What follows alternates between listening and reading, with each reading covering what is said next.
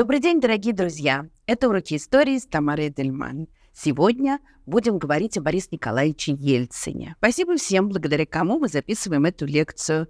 Нашим спонсорам на YouTube, нашим патронам на Патреоне, тем, кто нас поддерживает на платформе Boosty. И, пожалуйста, не забудьте поставить лайк и сделать репост. Это очень важно для нас.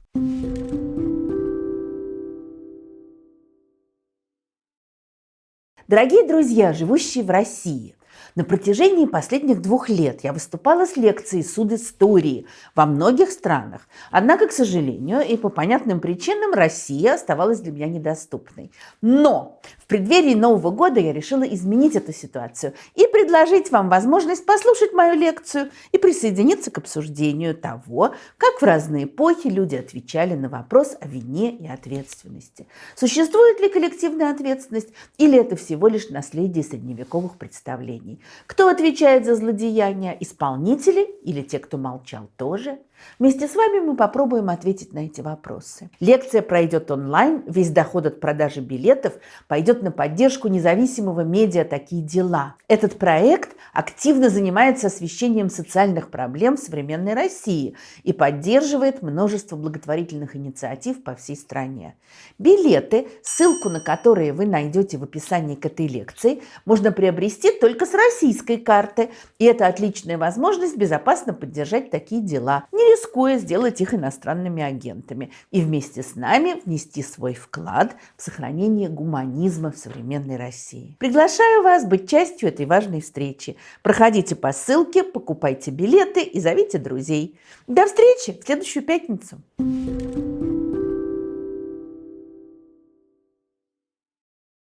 Несколько лет назад, не могу сейчас сообразить сколько, я в первый раз приехала читать лекцию в Ельцин-центр в Екатеринбурге. Лекция моя была назначена, сейчас не помню, да, по-моему, часов на 8. Суббота. На дворе в 7:30 я прихожу в Ельцин-центр и вижу, что туда просто валом валит народ. Я так смотрю и понимаю, что это вряд ли люди идут на мою лекцию. Какие-то молодые пары с маленькими детьми, целые семьи, но их просто очень много. Куда они идут? Вечер. А они идут в Ельцин-центр. Там много, конечно, всего, много разных интересных мест. Тогда, кстати, еще не так много было, как сегодня. Идут в музей. Я говорю, как им все интересно-то тут? А в тот момент, когда только музей открылся, волновались, конечно, его создатели. Сначала, понятно, будет интерес, а как будет потом? С тех пор много раз я приезжала в Ельцин-центр и со своими учениками, и сама. Поток не иссякает. Это тоже о многом говорит.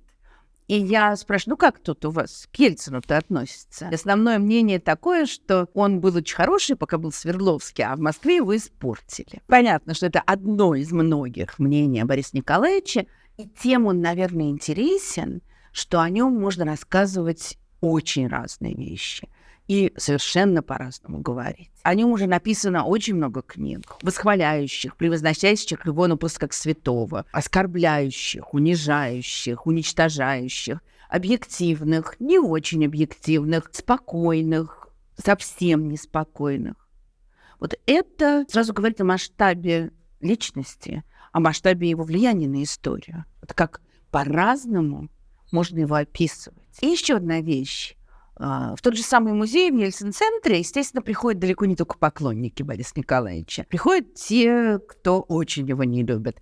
И, как мне однажды сказали сотрудники, они начинают разоблачать Ельцина, но используют при этом материалы музея. Экспозиция музея потрясающая. Конечно, сделана с большой любовью к Ельцину. Тот факт, что разные факты, разные экспонаты, разные фотографии, материалы можно трактовать по-разному, можно использовать для разных совершенно концепций, это же тоже невероятно интересно. Естественно, это заслуга музея, но и не только. Ельцин настолько многогранная, противоречивая личность, что разбираться в ней очень сложно, но и очень интересно. Я пока готовилась к сегодняшней лекции, я все надеялась в какой-нибудь книжке найти объяснение психологии этого человека. Есть очень хорошие книги про Ельцина, но от того, что я искала, я не нашла. У меня ощущение, что то мы воспринимаем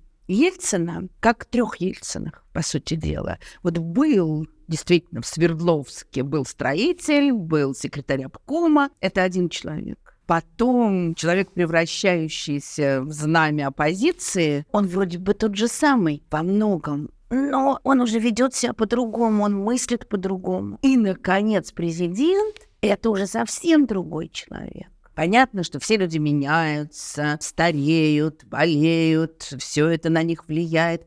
Но вот я пока не нашла никакой книги, где была бы показана, ну, хотя бы предложена, понятно, мы никогда не узнаем по-настоящему, но предложена какая-то концепция вот этого его внутреннего развития, вот связанная. Обычно сначала, конечно, рассказывается про детство, юность и так далее, а как вот он переехал в Москву, то уже в основном тут идет описание политических событий, связанных с ним. А человек, очень бы хотелось понять человека. Ельцин оставил несколько книг воспоминаний. С Ельциным записали целую серию видеоинтервью. Материалов много. Я уж не говорю о том, сколько народу о нем вспоминало. Я об этом времени вспоминала. Но вот у меня такое смешное ощущение, что, может быть, когда-нибудь о нем будет написан роман.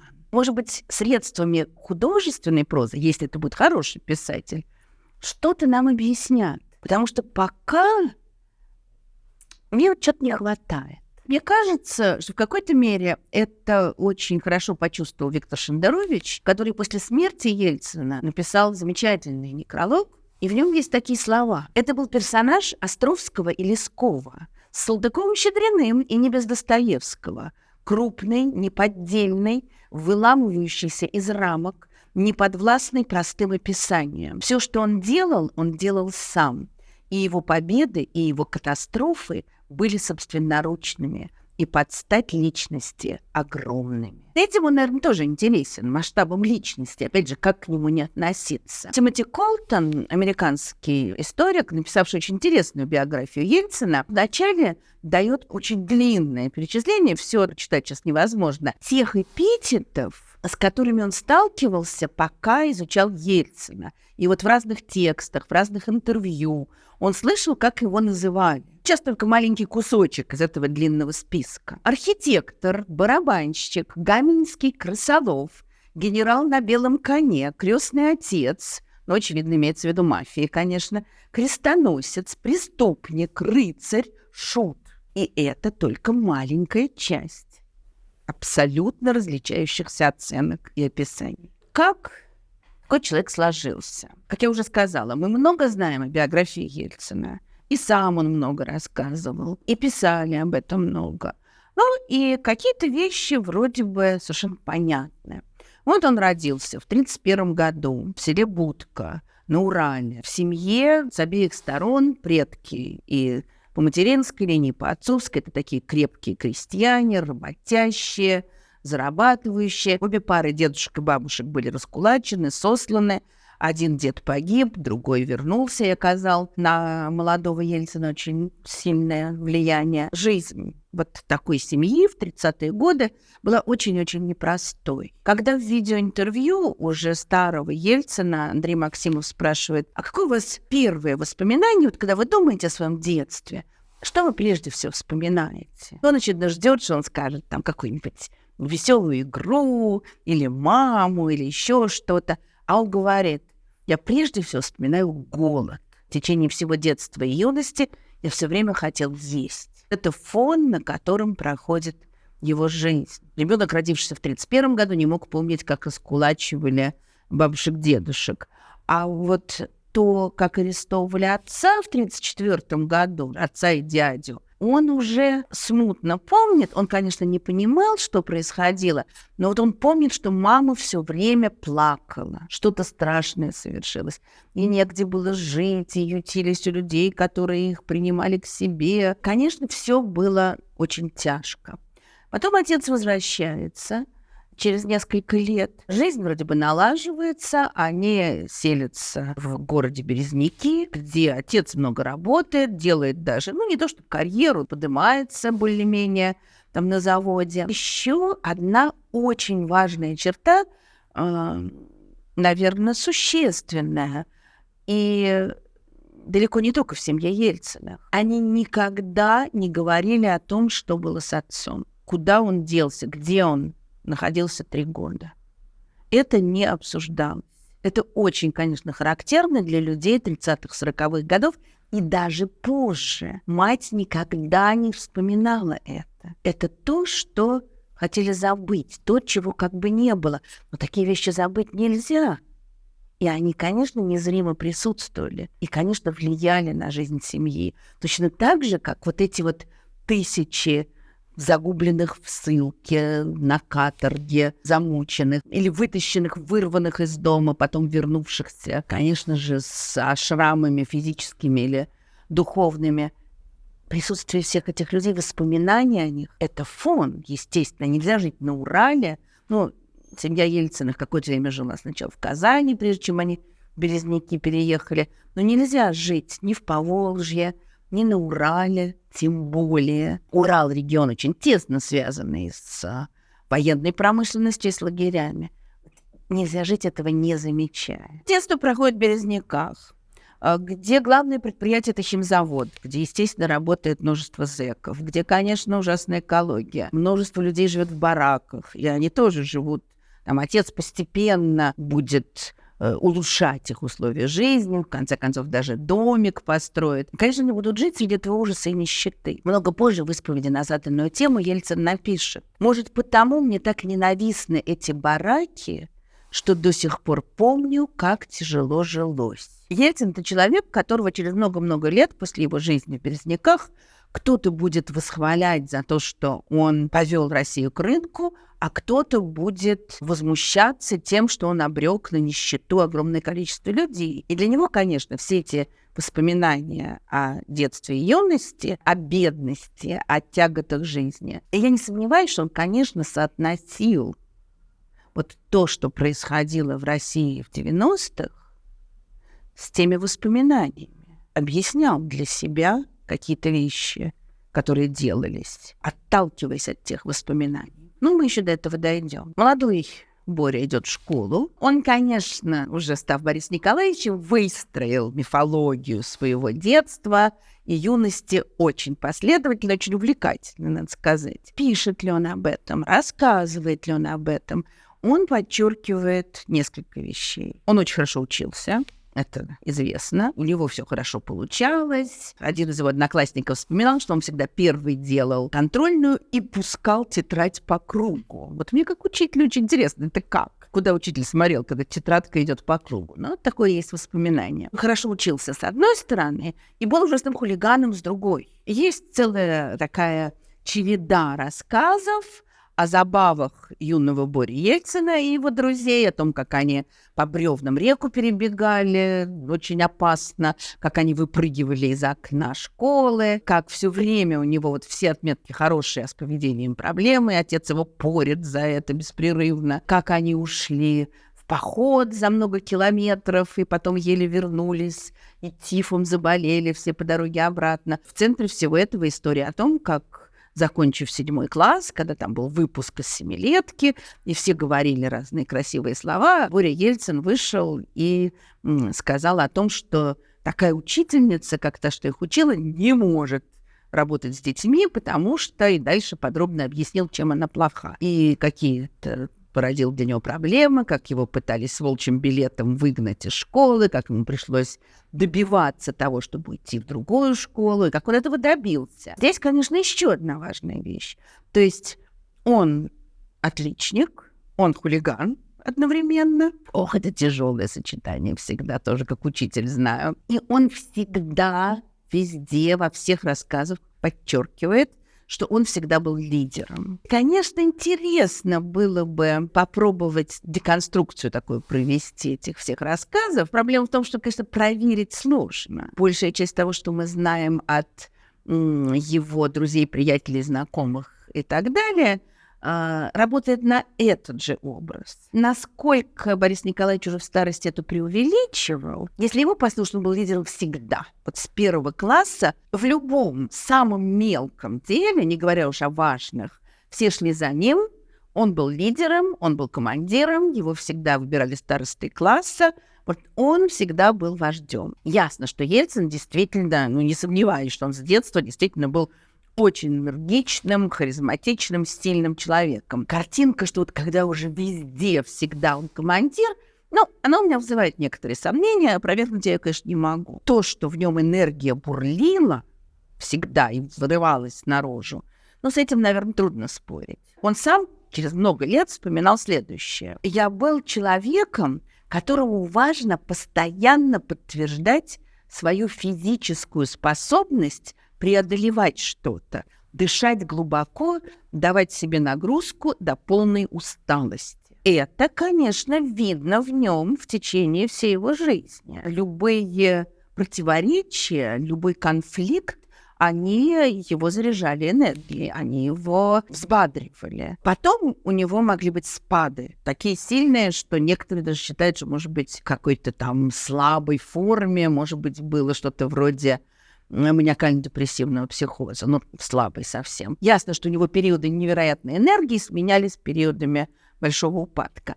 Когда он рассказывает, конечно, про детство и юность, упадка там нет, там все сплошная энергия. Может, тогда так и было. Еще одна вещь, которую он сказал в видеоинтервью Андрею Максимову, что он всегда ставил перед собой задачи. И это вот уже старый Ельцин говорит, вот сейчас я поставил перед собой задачу бороться за долголетие. Вот задачу последних лет бороться за долголетие, он в какой-то мере выполнил. Он не дожил до 100 лет, как хотел, но мы все помним, какой руиной он был в последние годы своего правления, и как он ожил, уйдя от власти. Вот когда он дает эти интервью в конце жизни, конечно, это старый человек, но абсолютно здоровый, спокойно говорящий, уверенный в себе. То есть он сумел привести себя в чувство снова, что не всем далеко удается, скажем прямо. Но вот он действительно, очевидно, всегда ставил перед собой какие-то задачи и к ним шел. В связи с этим интересна еще одна известная история из его детства, как они с матерью заходят в советский провинциальный магазин, где практически ничего нет, а рядом спецотдел для какого-то начальства, и там намного больше всего. И он спрашивает маму, это что? Она говорит, это вот для начальников. И он ей говорит, мама, я стану начальником. Я когда вырасту, стану начальником. С одной стороны, это шок от того, когда ребенок впервые осознает разницу между тем, как живут начальники и как живут простые люди. Как мы понимаем, это будет не последняя тема, очень важная для Ельцина в течение многих лет. А с другой стороны, здесь возникает вопрос, о котором много спорят историки. То есть вот он, маленький мальчик, он говорит, я стану начальником. То есть вроде бы как, я буду делать карьеру. И мы знаем, как много написано о властолюбии Ельцина, о его стремлении все подчинить себе. А с другой стороны, мы, например, знаем, что он не хотел, вроде бы, как он утверждает, что он не хотел переезжать в Москву. Вот как это сочетается? Где здесь правда, где неискренность? В какой момент вот это его стремление, скажем так, стать главным начальником, победило многое другое? Жалко, что Борис Николаевич дневники не вел. Вот хотелось бы почитать. Увы. Другая интересная вещь, что связанная с детством, то, что в семье Ельцина были очень строгие нравы. Историки пытаются установить их связи со старообрядчеством, которое очень сильно присутствует в уральской культуре, но вроде не похоже. Вроде бы они принадлежали к основной церкви, скажем так, к никонианской. Да и вообще, скажем, там в уже 40-е, 50-е годы, вот как потом Ельцин уже говорил, что ему до сих пор на старости лет стыдно, что он заставил мать почти все иконы снять, одну маленькую только она оставила. И, конечно, вроде бы как религия для него ничего не значила, для мальчика. Но нравы были очень строгими. Никто не пил, не курил. Ельцин никогда не ругался матом, несмотря на свою длительную работу в строительстве, несмотря на часто жесткие отношения с другими людьми. Вот для него матерщина была совершенно невозможным делом. И очень часто кто-то в его окружении, кто сказал грубое слово или рассказал непристойный анекдот, мог лишиться работы после этого. Мало того, не просто вот их так воспитывали, но это для него было очень важно. И вот такая история о том, как 16-летний Боря Ельцин идет и видит, как в киоске у дороги его одноклассник покупает стакан водки. И он подошел. Это как раз доказательство того, что какой он лидер, что он за всех отвечает, вырвал у него этот стакан, вылил в канаву, бросил деньги какие-то, сколько-то там этот стакан стоил, и ушел. То есть вот не дал ему пить. И это удивительно, когда мы, если мысленно перенесемся там, в 90-е годы, когда одно из главных обвинений в том, что он пьет беспрерывно, что он алкоголик, он уже не контролирует ситуацию, напивается на приемах. Это был мальчик, который сам пил, другим не давал. Ну, естественно, мы можем сказать много таких историй. Сначала не пил, потом спился. Ну, тут интересно много. Во-первых, Ельцин не спился. Он в какой-то момент как раз начал пить, потом в какой-то момент перестал пить. И тут, конечно, было бы, опять же, интересно понять, он был во многих ситуациях, когда не просто выпивать, а вот пьянствовать было бы нормально. Во время всей его работы строителем там возможностей тоже запить было много. Ясно, что выпивка была совершенно нормальным делом среди партийных работников. Я хотела бы понять, как развивались отношения Ельцина с алкоголем. Не ради каких-то жареных фактов, сплетен, а потому что ясно, что это очень важный фактор развития внутреннего мира человека. Почему, скажем, в обкоме ни о каком пьянстве речи нет, а в 90-е, когда он достиг вершины власти, алкоголь вышел из-под контроля. Что-то такое с ним произошло. Тоже интересно было бы психологический комментарий получить. Пойдем дальше.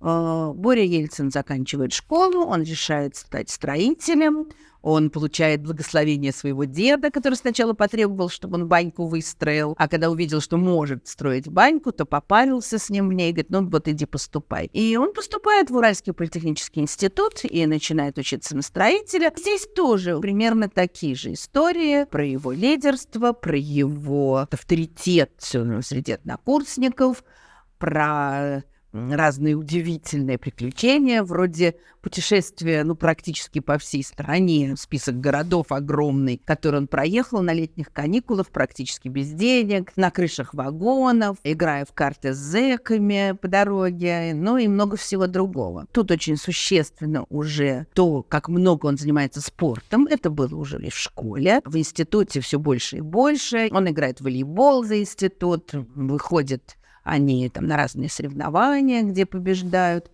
И это для него очень важно. Но, как мы знаем, спорт будет для Ельцина важен в течение большей части его жизни. Он очень любил волейбол. Потом, когда уже в волейбол играть не мог, то он любил теннис. И вообще, конечно, важна физическая активность с одной стороны, но не просто. Это не бег трусцой. Ему надо играть и выигрывать. Вот этот вот азарт, эта борьба для него очень важно. И, конечно, тоже существенная вещь, которая видна еще в рассказах о институтском волейболе.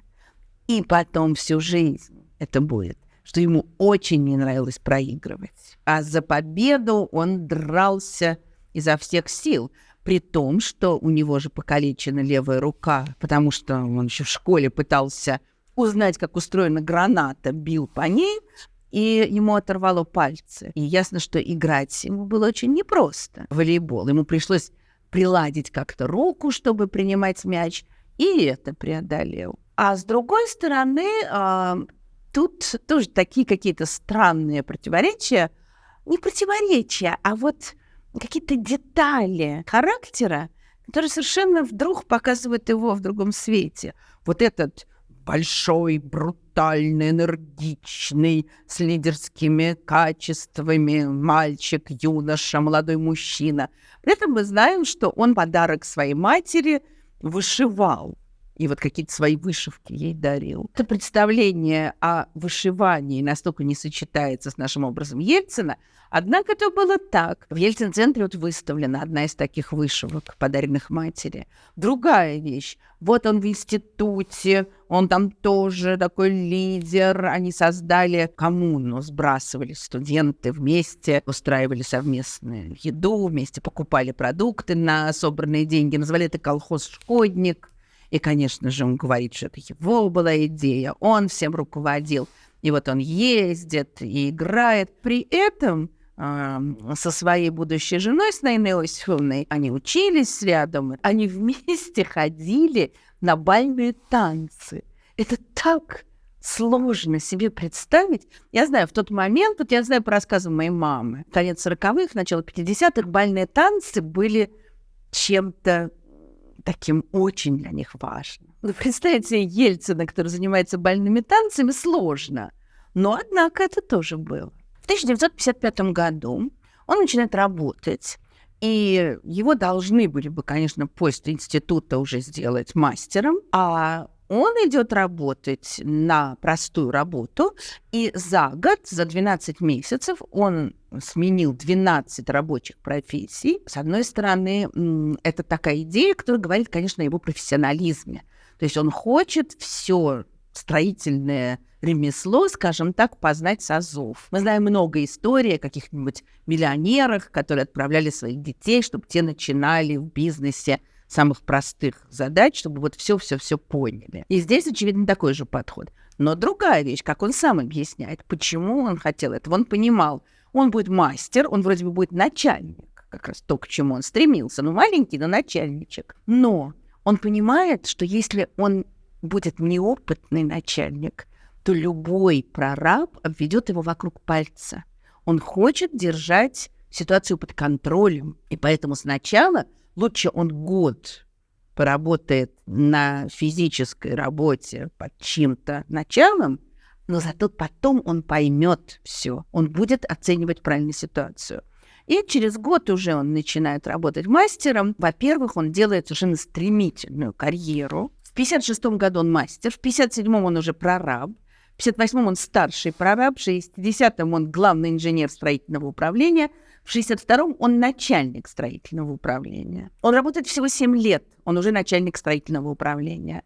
В 1963 году он главный инженер Свердловского домостроительного комбината, в 1965 году, то есть 10 лет после окончания института, он директор домостроительного комбината. С одной стороны, вот вроде бы человек, всеми признанный, угодный начальству, за 10 лет поднимается с мастера до директора большого комбината. С другой стороны, мы знаем, что это время беспрерывных конфликтов со всеми. Вот у него работают зэки, он им не пишет, не делает приписок, не приписывает больше, чем они сделали, они ему угрожают, он не поддается, выгоняет их. Точно так же он конфликтует с начальством на любом уровне, будь он прораб или будь он старший инженер. Всегда найдется кто-то, с кем он спорит, потому что он навязывает свое решение. Есть такая какая-то совершенно фантастическая история, я не понимаю. Ну, все бывает. Мне трудно очень себе представить эту картинку. Вот такая история, которая может показаться фантастической в какой-то мере, но никто ее не опровергает, насколько мне известно. Один из начальников Ельцина вот в эту строительную пору, некто товарищ Ситников, тоже был очень жестким характером, взрывным, у них все время были скандалы, он ему там один выговор за другим вкатывал, и в конце концов когда-то они спорили, и Ситников этот схватил стул и чуть ли не замахнулся им на Ельцина, а Ельцин, подчиненный, тоже схватил стул. И вот они стоят друг против друга с этими стульями. По рассказам Бориса Николаевича, опять же, конечно, непроверяемым, он ему сказал: учтите, я спортсмен, у меня реакция быстрее вашей. То есть первым ударю. Ну и как-то вот они договорились до чего-то. Или, скажем, Ситников его везет на своей машине, они ссорятся, тут останавливается, говорит: выходи. Он говорит: довезите до трамвайной остановки, тогда выйду. Но при этом он все равно делает карьеру. И, скажем, вот тот же самый Ситников давал рекомендацию ему на повышение. То есть он действительно очень хорошо работал, он добивался очень хороших результатов. Причем, естественно, он добивался их советскими способами. Бесконечной работой, призывами, объяснением, что надо это сделать потому-то, потому-то. Чтобы рабочие не воровали на стройке стройматериалы и лучше работали, он приглашал будущих жильцов, чтобы те посмотрели, ну вот увидели, вот это люди, которые тут будут жить, ну и устыдились. А одновременно с этим он может заставить работать ночь, потому что неправильно поставили дверные косяки, вот все заставить переделывать. И когда утром ему будут сдавать работу, он им дарит транзисторный приемник. Это какая-то такая смесь штурмовщины, заботы и приказа. Но, в общем, конечно, такие патерналистские структуры уже видны. Хотя сам Ельцин, очевидно, конечно, так не считал. То есть он работал в предложенных ему условиях. Никаких других стимулов у него не было, естественно. Значит, вот надо людей мотивировать. Если они не понимают сами, надо заставлять, приказывать. Ну, хорошо, при случае наградить. Он уже в этот момент начнет тарить часы, то, что потом он будет делать беспрерывно. Добиваться, чтобы они работали быстро и выполняли план. Его ценят. Потому что вот при его конфликтности он делает эту карьеру. А дальше, естественно, как карьера любого советского начальника, доходит до того момента, когда он больше не может быть беспартийным. И здесь тоже интересная вещь. Он оставался беспартийным до 30 лет. Что вообще-то для человека, вот так быстро поднимающегося по карьерной лестнице, может быть, поздновато. И он потом сам говорил, что ему неоднократно предлагали, а он отказывался. В конце концов, он понял, что дальше уже он не сможет дальше расти. Не так, чтобы он был антисоветчиком страшным. Мы можем вспомнить, что в семье, скажем, вопросы репрессий и вообще какой-то такой государственной несправедливости, очевидно, не обсуждались. Хотя отношения с властью, такие, аккуратные. Никто из его ближайшей родни коммунистом не был. Ельцин рассказывал Тимоти Колтону о своем отце. Он никогда не был близко с коммунистами и не был коммунистом. В этом было его убеждение, что коммунизм – это не та линия, по которой должна идти Россия. Вообще в семье не принято было говорить о советской власти, о коммунистах, но сдержанно говорили, сдержанно. А о себе он говорит так, что меня не один раз уговаривали, но я все время сдерживался. Я не хотел связывать себя с партией. Не хотел. Знаете, какое-то было внутреннее такое чувство определенное. Но когда я уже зашел в тупик, я вынужден был вступить в партию, чтобы стать начальником строительного управления. Мне было поставлено просто условие. Хочешь – выдвинем. Еще главным инженером я мог быть беспартийным, но начальником строительного управления и не коммунистом я быть не мог. Конечно, это его воспоминания уже 2000-х годов, когда он совершенно не приемлет коммунизм, и когда уже коммунистические функционеры много доставили ему неприятностей. Что касается того времени, конечно, тут легко сказать, вот какой он был циничный. Хотя понятно, что это предложенная система правил, которую все соблюдают. Ты хочешь быть начальником, а он хочет быть начальником. Ты хочешь делать карьеру, а он хочет делать карьеру. Он хочет продвигаться вперед. Значит, ты должен вступить в партию. Как он потом говорил, что еще в конце 70-х он прочел архипелаг ГУЛАГ Солженицына. Да, мне представляете, эта книга должна наносить страшный удар по любой приверженности к коммунизму. И наверняка большое влияние она оказала. В 1988 году он говорил: брежневская система постоянно свербела в мозгу, и внутри я всегда нес какой-то внутренний упрек. Следующий интересный шаг происходит в 1968 году. То есть он уже директор большого комбината, и ему предлагают перейти на работу в обком партии. То есть, вот вообще-то это значит, отказаться от реальной строительной деятельности и перейти на партийную работу. Но, очевидно, Ельцин это понимал по-другому. Как директор он тоже не кладет кирпичи, он все организует. А если он будет работать в обкоме и тоже заниматься строительством, он будет решать те же проблемы, скажем, строительство жилых домов, но в намного большем масштабе. Этот переход мне тоже хотелось бы понять психологически, что здесь совершается. Да? То есть он вроде как, вступил в партию, чтобы дальше действовать. А теперь он будет уже... Он не просто будет членом партии, он будет функционером этой партии. Это совершенно другое дело. Его берет в обком тогдашний первый секретарь Свердловского обкома Яков Петрович Рябов, которому пришлось преодолеть сопротивление, потому что Ельцин был известен в городе, все знали его неуживчивый характер, его конфликтность. Зачем он нам тут нужен? Да, в аппарате конфликтный человек всегда мешает. Но Рябов говорит: вы посмотрите, как он работает, каких успехов он добивается. Он говорит очень интересные слова по воспоминаниям. А если я замечу, что он будет выпрягаться из оглобель, ну, то есть не слушаться, поставлю на место. Тимоти Колтон, который приводит эти слова Рябова, комментирует: он был не последним, кто совершил ошибку, решив, что Ельцина можно приручить и использовать его в своих целях. Это, безусловно, так, здесь не поспоришь. Причем Рябов, который позже уже, он уйдет на повышение в Москву, и он как раз будет человеком Горбачева. И его отношения с Ельциным сильно испортятся. Воспоминания Рябова о Ельцине окрашены вот этой более поздней неприязнью. Хотя там у него есть такие упреки в карьеризме, что вот Ельцин понял, что надо подлизываться, что он к нему, к Рябову, подлизывался. Но при этом он же признает, что вообще Ельцин не очень хотел этого перехода, но перешел. А Ельцин сам объяснял, что новый шаг. Он хочет идти дальше. Ельцин там тоже в обкоме потихонечку поднимается по ступенечкам.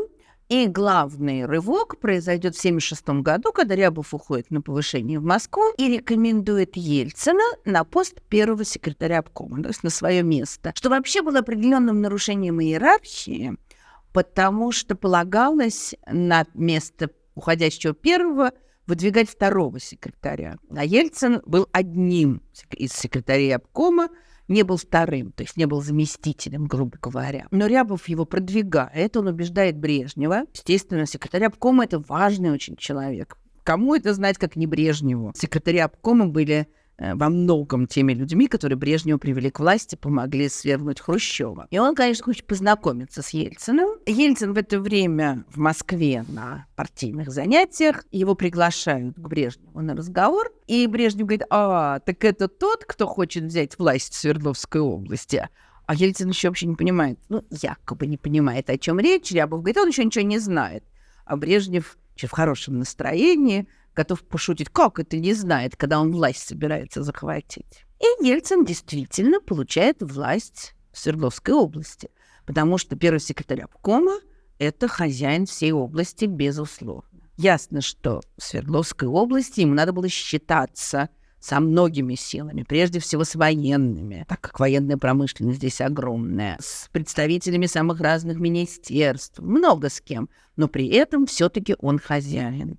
И это, наверное, для него очень важно. В исповеди на заданную тему он потом напишет: а вообще, конечно же, в те времена первый секретарь обкома партии – это бог, царь, хозяин области. Мнение первого секретаря практически по любому вопросу было окончательным решением.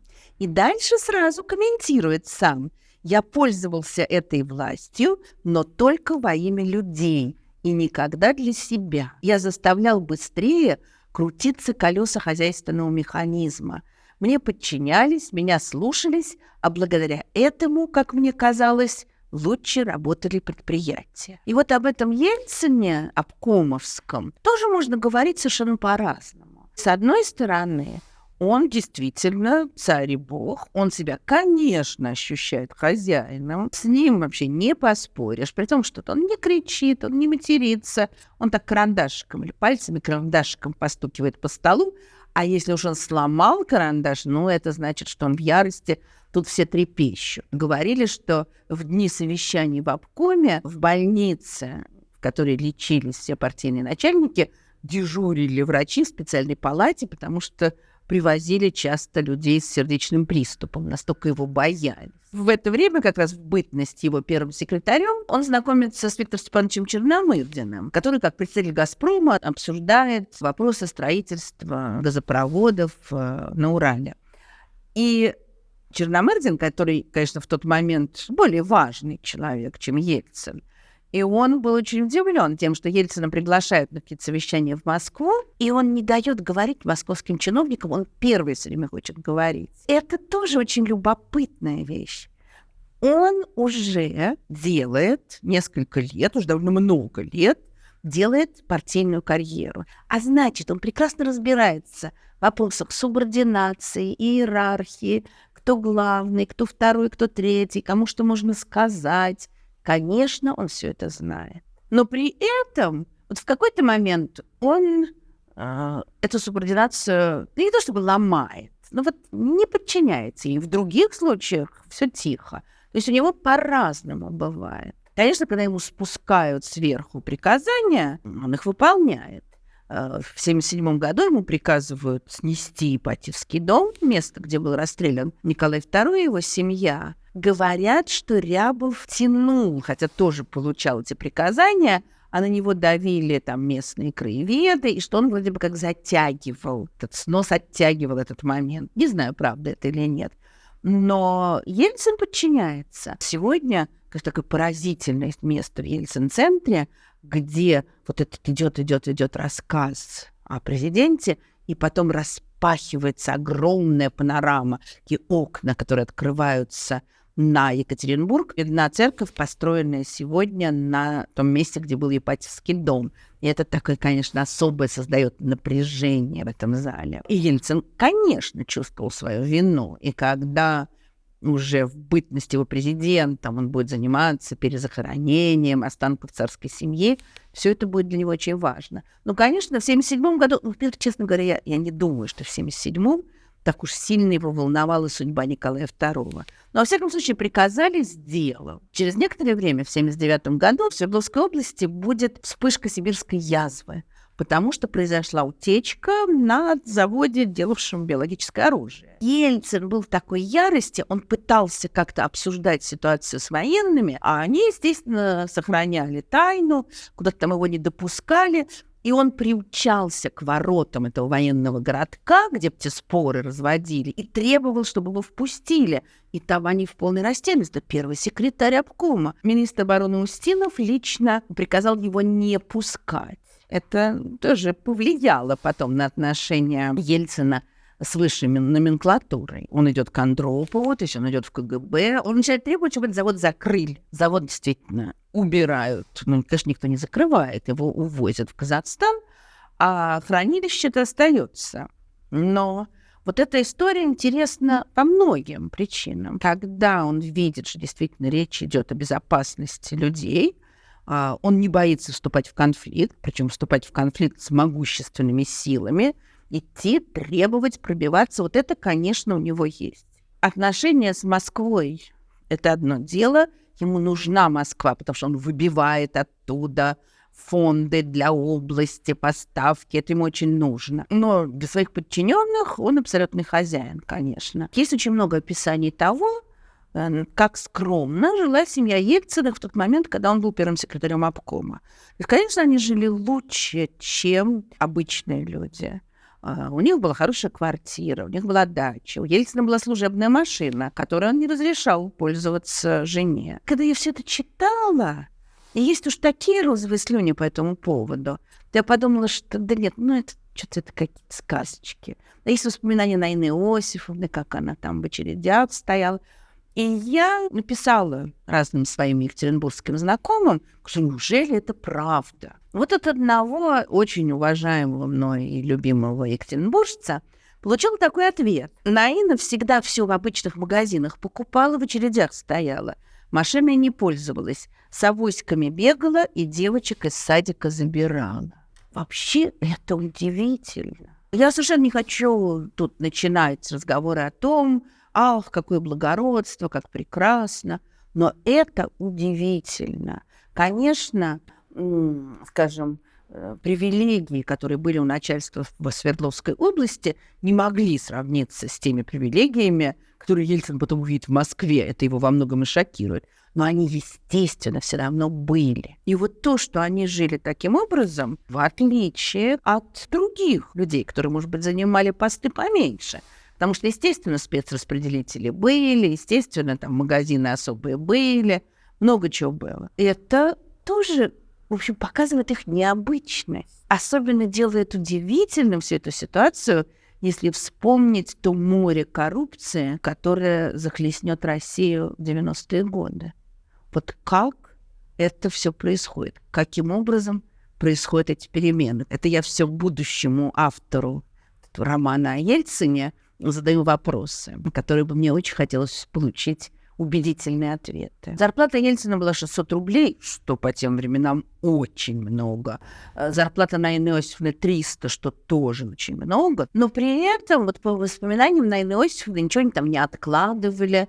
Когда ей надо было купить телевизор, то она у кого-то одалживала деньги. То есть совершенно не было у них ощущения, что они купаются в богатствах. Конечно, они жили благополучно, намного благополучнее, чем другие. Но, наверное, он и воспринимал это как должное. Потому что, конечно, он дневал и ночевал на работе, вся жизнь у него проходила на работе. Он беспрерывно что-то придумывал, он беспрерывно занимался областью. Вот так, как он это понимал. То есть это его область, это его вотчина, ей надо помочь. Поэтому при нем начинается строительство метро. Поэтому при нем очень большое жилищное строительство, которое, конечно, все равно идет недостаточно быстро для того, чтобы всех удовлетворить желающих, естественно. Он начинает использовать вот то, что тогда называлось МЖК, молодежно-жилищные кооперативы, когда молодые пары, стоящие в очереди на квартиру, участвовали в строительстве домов. То есть он все время ищет какие-то способы. Вот надо людей отправить на картошку, потому что, как всегда, сельское хозяйство не справляется. Ситуация знакомая всем руководителям и, увы, всем подчиненным. А Ельцин произносит речь по телевизору, обращаясь к жителям Свердловской области и призывая их отправиться помочь колхозам. Он действует в рамках советской жизни, он не нарушает ее, но при этом он вносит какую-то, скажем так, свежую струю. Это очень хорошо все замечают. И надо понять, это же конец 70-х, начало 80-х. Это такое тусклое, смутное, ленивое время, когда никому ничего не надо. Когда, конечно, ведутся все разговоры о идеологии, об ударничестве, всем на это наплевать. Когда вообще любое проявление энергии в стране, которой правят дряхлые, старящиеся, уже всем пресыщенные функционеры, любое проявление энергии – это неожиданно. И, конечно, популярность его очень растет. Но помимо того, что Ельцин там выбивает фонды, устраивает новые проекты строительные, он придумывает, скажем, обмен с Ставропольским краем. И вот в рамках этого обмена, значит, сельскохозяйственной продукции на промышленную, он с неким Михаилом Сергеевичем Горбачевым вступает в контакт. Помимо всего этого, он ощущает свою связь с народом. Это, мне кажется, тоже очень важная вещь, которая видна будет дальше потом. Ельцин встроен в партийную иерархию. Он часть номенклатуры. И это данность. Он в этой данности существует и делает карьеру. Но одновременно, как это сейчас не глупо прозвучит, как Николай II, он понимал свое место в придворном мире, в аристократическом.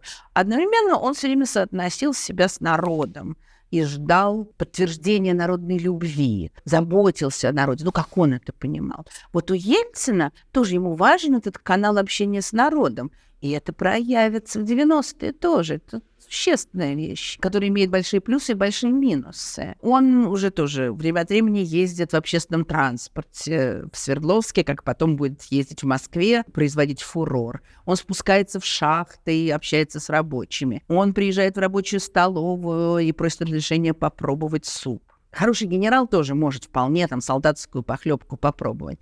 Но Ельцин пытается получить обратную связь. В 1981 году решено устроить его встречу со студентами во Дворце молодежи. Заранее в вузах свердловских расставлены почтовые ящики, скажем, куда можно подавать записки.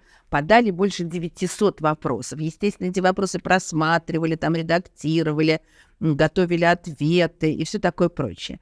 А дальше Ельцин 5 часов общается со студентами, раскованно и откровенно достаточно отвечает на эти вопросы.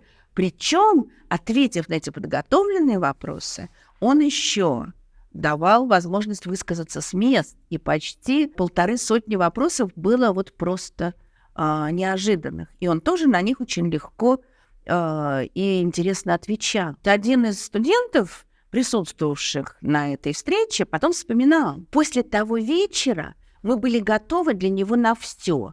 Если бы Ельцин приказал нам штурмовать обком, мы бы пошли. Но он, конечно, ничего такого не приказал. Ему нужно было этих людей тоже поднять на работу, мотивировать, но одновременно, конечно, укрепить какую-то свою поддержку. Ему настолько понравилось это общение, что дальше он начинает передачи таких вот вопросов и ответов по телевидению Свердловскому. Из сегодняшнего дня это звучит, господи, ну подумаешь там, да, вопросы и ответы. То есть это настолько не вписывается в привычный образ любого партийного чиновника, который где-то там за закрытыми дверями, что, конечно, производит сильнейшее впечатление. Все знают про его жесткость, про его требовательность, про его конфликтность, но это производит, конечно, все сильнейшее впечатление.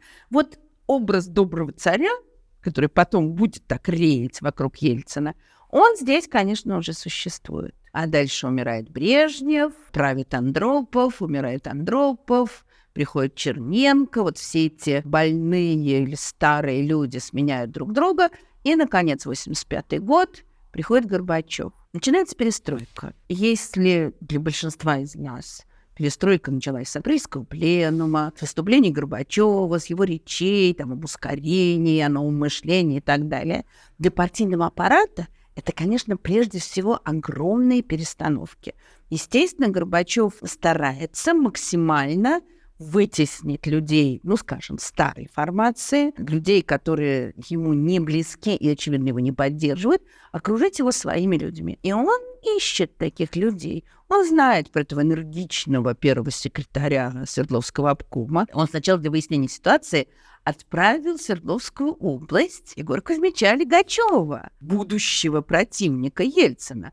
Лигачев приехал, поездил по области, все там посмотрел. Ельцин тоже достаточно, скажем, не благожелательно его встретил. Не юлил перед ним, не заигрывал. Но Лигачеву понравилось то, что он увидел, и он его рекомендовал. Вот как прихотливо складывается история. Ельцина переводит в Москву, притом, опять же, Ельцин подчеркивает, что он этого не хотел. Особенно, конечно, этого не хотела жена, которой совсем неприятна была мысль об отъезде из Екатеринбурга. Но, опять, это новый шаг. Он надеялся, что его сделают секретарем ЦК сразу.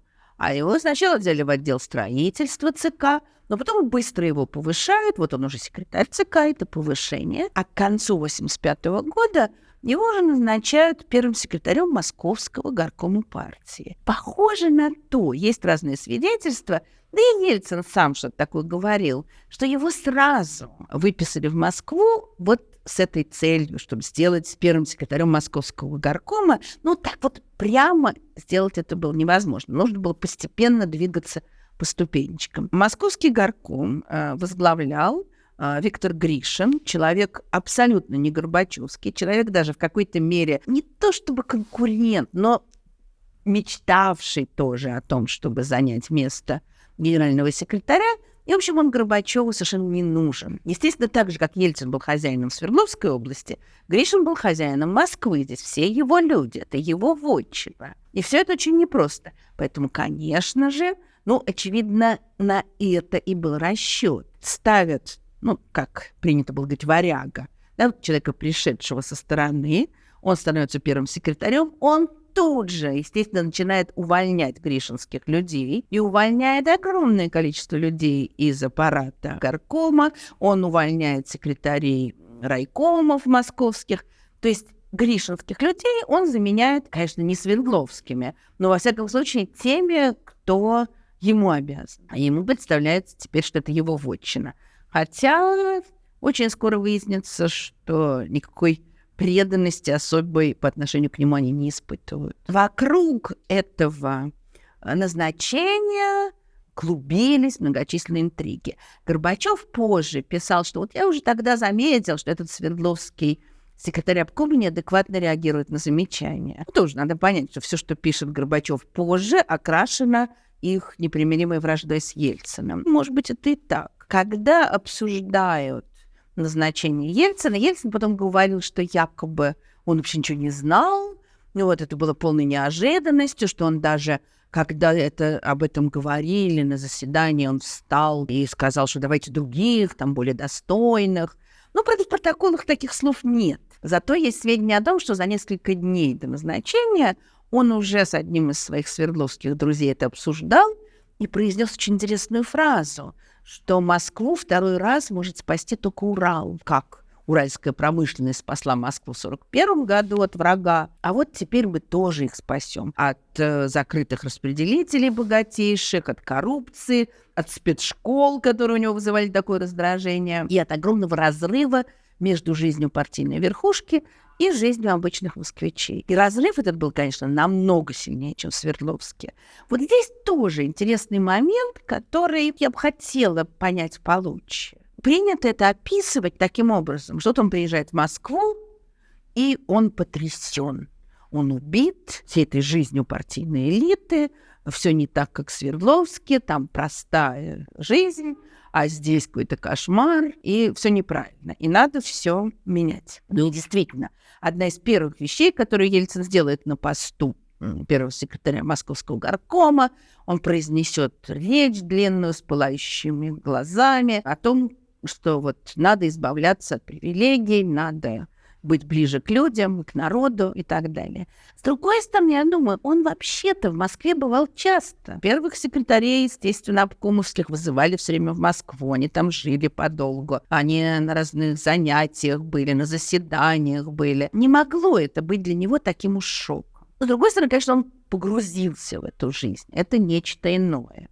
Верно. Он сам говорил, он понимал, что его выдвигают, чтобы снять Гришина. Но он, очевидно, преследовал какие-то другие задачи. Когда Горбачев делает Ельцина первым секретарем МГК, то следующий шаг в карьере — то, что его делают кандидатом в члены Политбюро. Это еще большой шаг. Интересно, что был в этот момент среди партийной элиты московский человек, который знал Ельцина еще по Свердловску. Это был бывший руководитель Уралмаша Николай Рыжков, которому тоже суждена интересная судьба в годы перестройки. Он был из тех, кто совершенно не был очарован в Свердловске деятельностью Ельцина, кому претела вот его эта жесткость, его конфликтность. И он якобы сказал Горбачеву, что вот вы его выдвигаете, а он вам наломает дров, локти будете кусать. Потом Горбачев говорил Рыжкову, что как ты был прав. И действительно, локти кусая, а уже было поздно. Но, во всяком случае, пока Ельцин выполнил свою задачу, он расчищает поляну, он гришинских людей убирает, а параллельно с этим у него своя повестка. У Горбачева своя, у Ельцина своя. И он начинает бороться с привилегиями. Начинаются эти вот поездки в троллейбусе, начинается атака на МГИМО, потому что там принимают непонятно кого, по непонятно каким принципам. Начинаются разговоры о том, что надо ограничить, а может быть и вообще упразднить спецшколы, в которых, значит, какие-то дети начальничков учатся, и вообще зачем столько английского языка. Начинается то, что потом будут резонно вполне называть популизмом Ельцина, вот это вот его желание выдвигать требования, понятные и близкие большинству, совершенно не думая о том, насколько они выполнимы. И Ельцин, конечно, был популистом. Но вот еще один вопрос, который я очень хотела бы понять. И, опять же, ответов на него есть много и разных ответов. В каких пропорциях у него смешивались такие популистские желания просто привлечь к себе сердца, укрепить свое влияние, укрепить свою власть и искреннее желание помочь людям. Вот я уверена, что было и то, и то. Очень бы хотелось понять, что было на первом месте. А может, это и нельзя понять. Может, это настолько было у него тесно связано, что и разделить нельзя. А дальше, 86-87 годы, когда Ельцин руководит Москвой, это же очень интересные, бурные годы. Ну, мы говорили об этом подробно в лекции перестройки. Сейчас все это, конечно, повторять не буду. Но надо понять, что это годы, когда каждый месяц, каждая неделя приносят какие-то изменения, новые публикации, еще большие зоны свободы. Горбачев говорит все более и более решительные вещи, все больше речь об изменениях. Сначала речь идет об ускорении просто экономического и научно-технического развития, а потом уже появляется слово «перестройка», уже, оказывается, надо всю систему перестраивать. Все время меняется. И это, конечно, время, когда Горбачев еще очень популярен. И Ельцин, конечно, он движется в том же фарватере. Он говорит вещи, которые за, скажем, 3 года до этого в Свердловске ему бы в голову не пришло сказать. Когда он произнес ту свою установочную речь, Горбачев ему сказал, что это было подобно сильному свежему ветру. Тогда много что воспринималось как сильный свежий ветер. любая публикация в журнале «Огонек», любое новое выступление Горбачева, любые какие-то встречи на высшем уровне, еще что-то. Вот меняется, все меняется, и Ельцин вроде бы действует в этом же направлении. Но вот интересно, что уже к 1986 году относятся какие-то первые неприятные звоночки. Тут, конечно, тоже надо все это проверять и перепроверять. Слишком уж окрашены все рассказы последующими событиями. Считается, что где-то с середины 1986 года Горбачев практически перестает общаться с Ельциным с глазу на глаз. До этого они часто встречались, разговаривали, что-то обсуждали, а потом как-то так он вот меньше. Тут, на самом деле, может быть, дело просто в том, что Горбачев очень занят.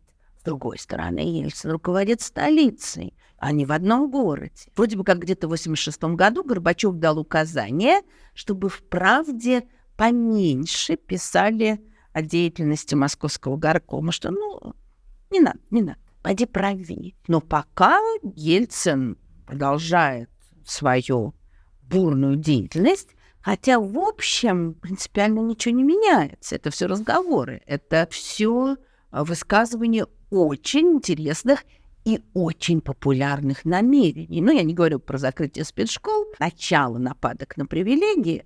Это очень интересно.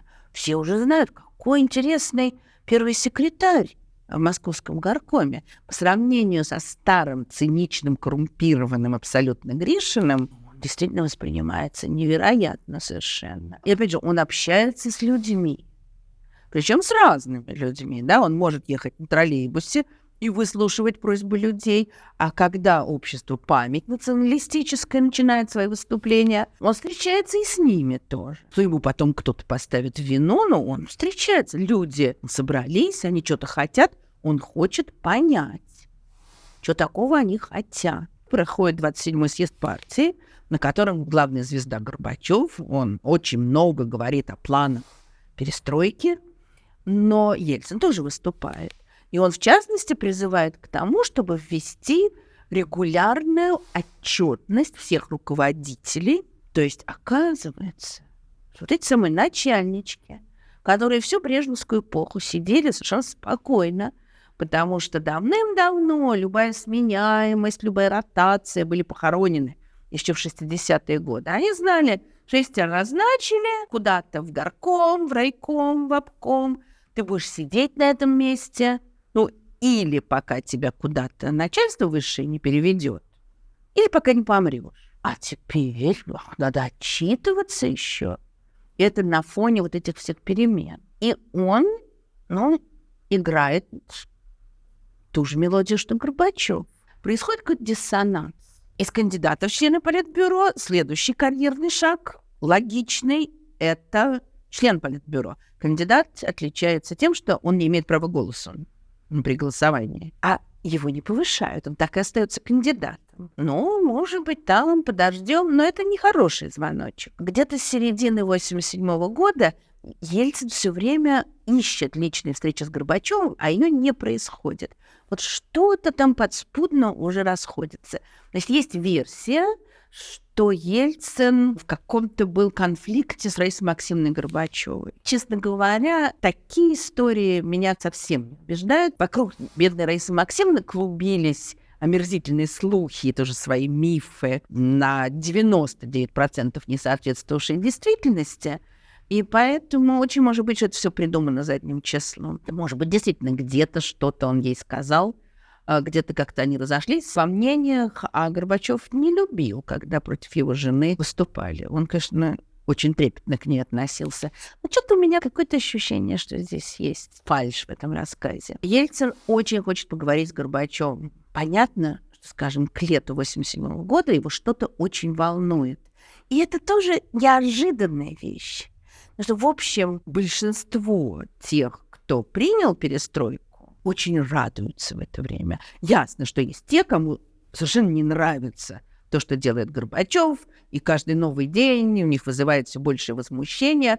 Но, вспоминаю по себе, для меня перестройка была радостью, огромным прорывом. И каждый новый день приносил что-то еще хорошее. Вот Ельцин что-то такое чувствует. И в сентябре он совершает совершенно тоже неожиданный шаг, неприличный с точки зрения партийной иерархии шаг. И он это понимает, потому что мы знаем, что он советовался с женой, какие будут последствия этого шага. Они обсуждали, что а если снимут со всех постов? И он говорил, вернемся в Свердловск. Она ему говорила, да тебе не дадут вернуться. Хорошо, поеду на север, буду работать там. То есть он самые крайние варианты предполагал. Из-за чего?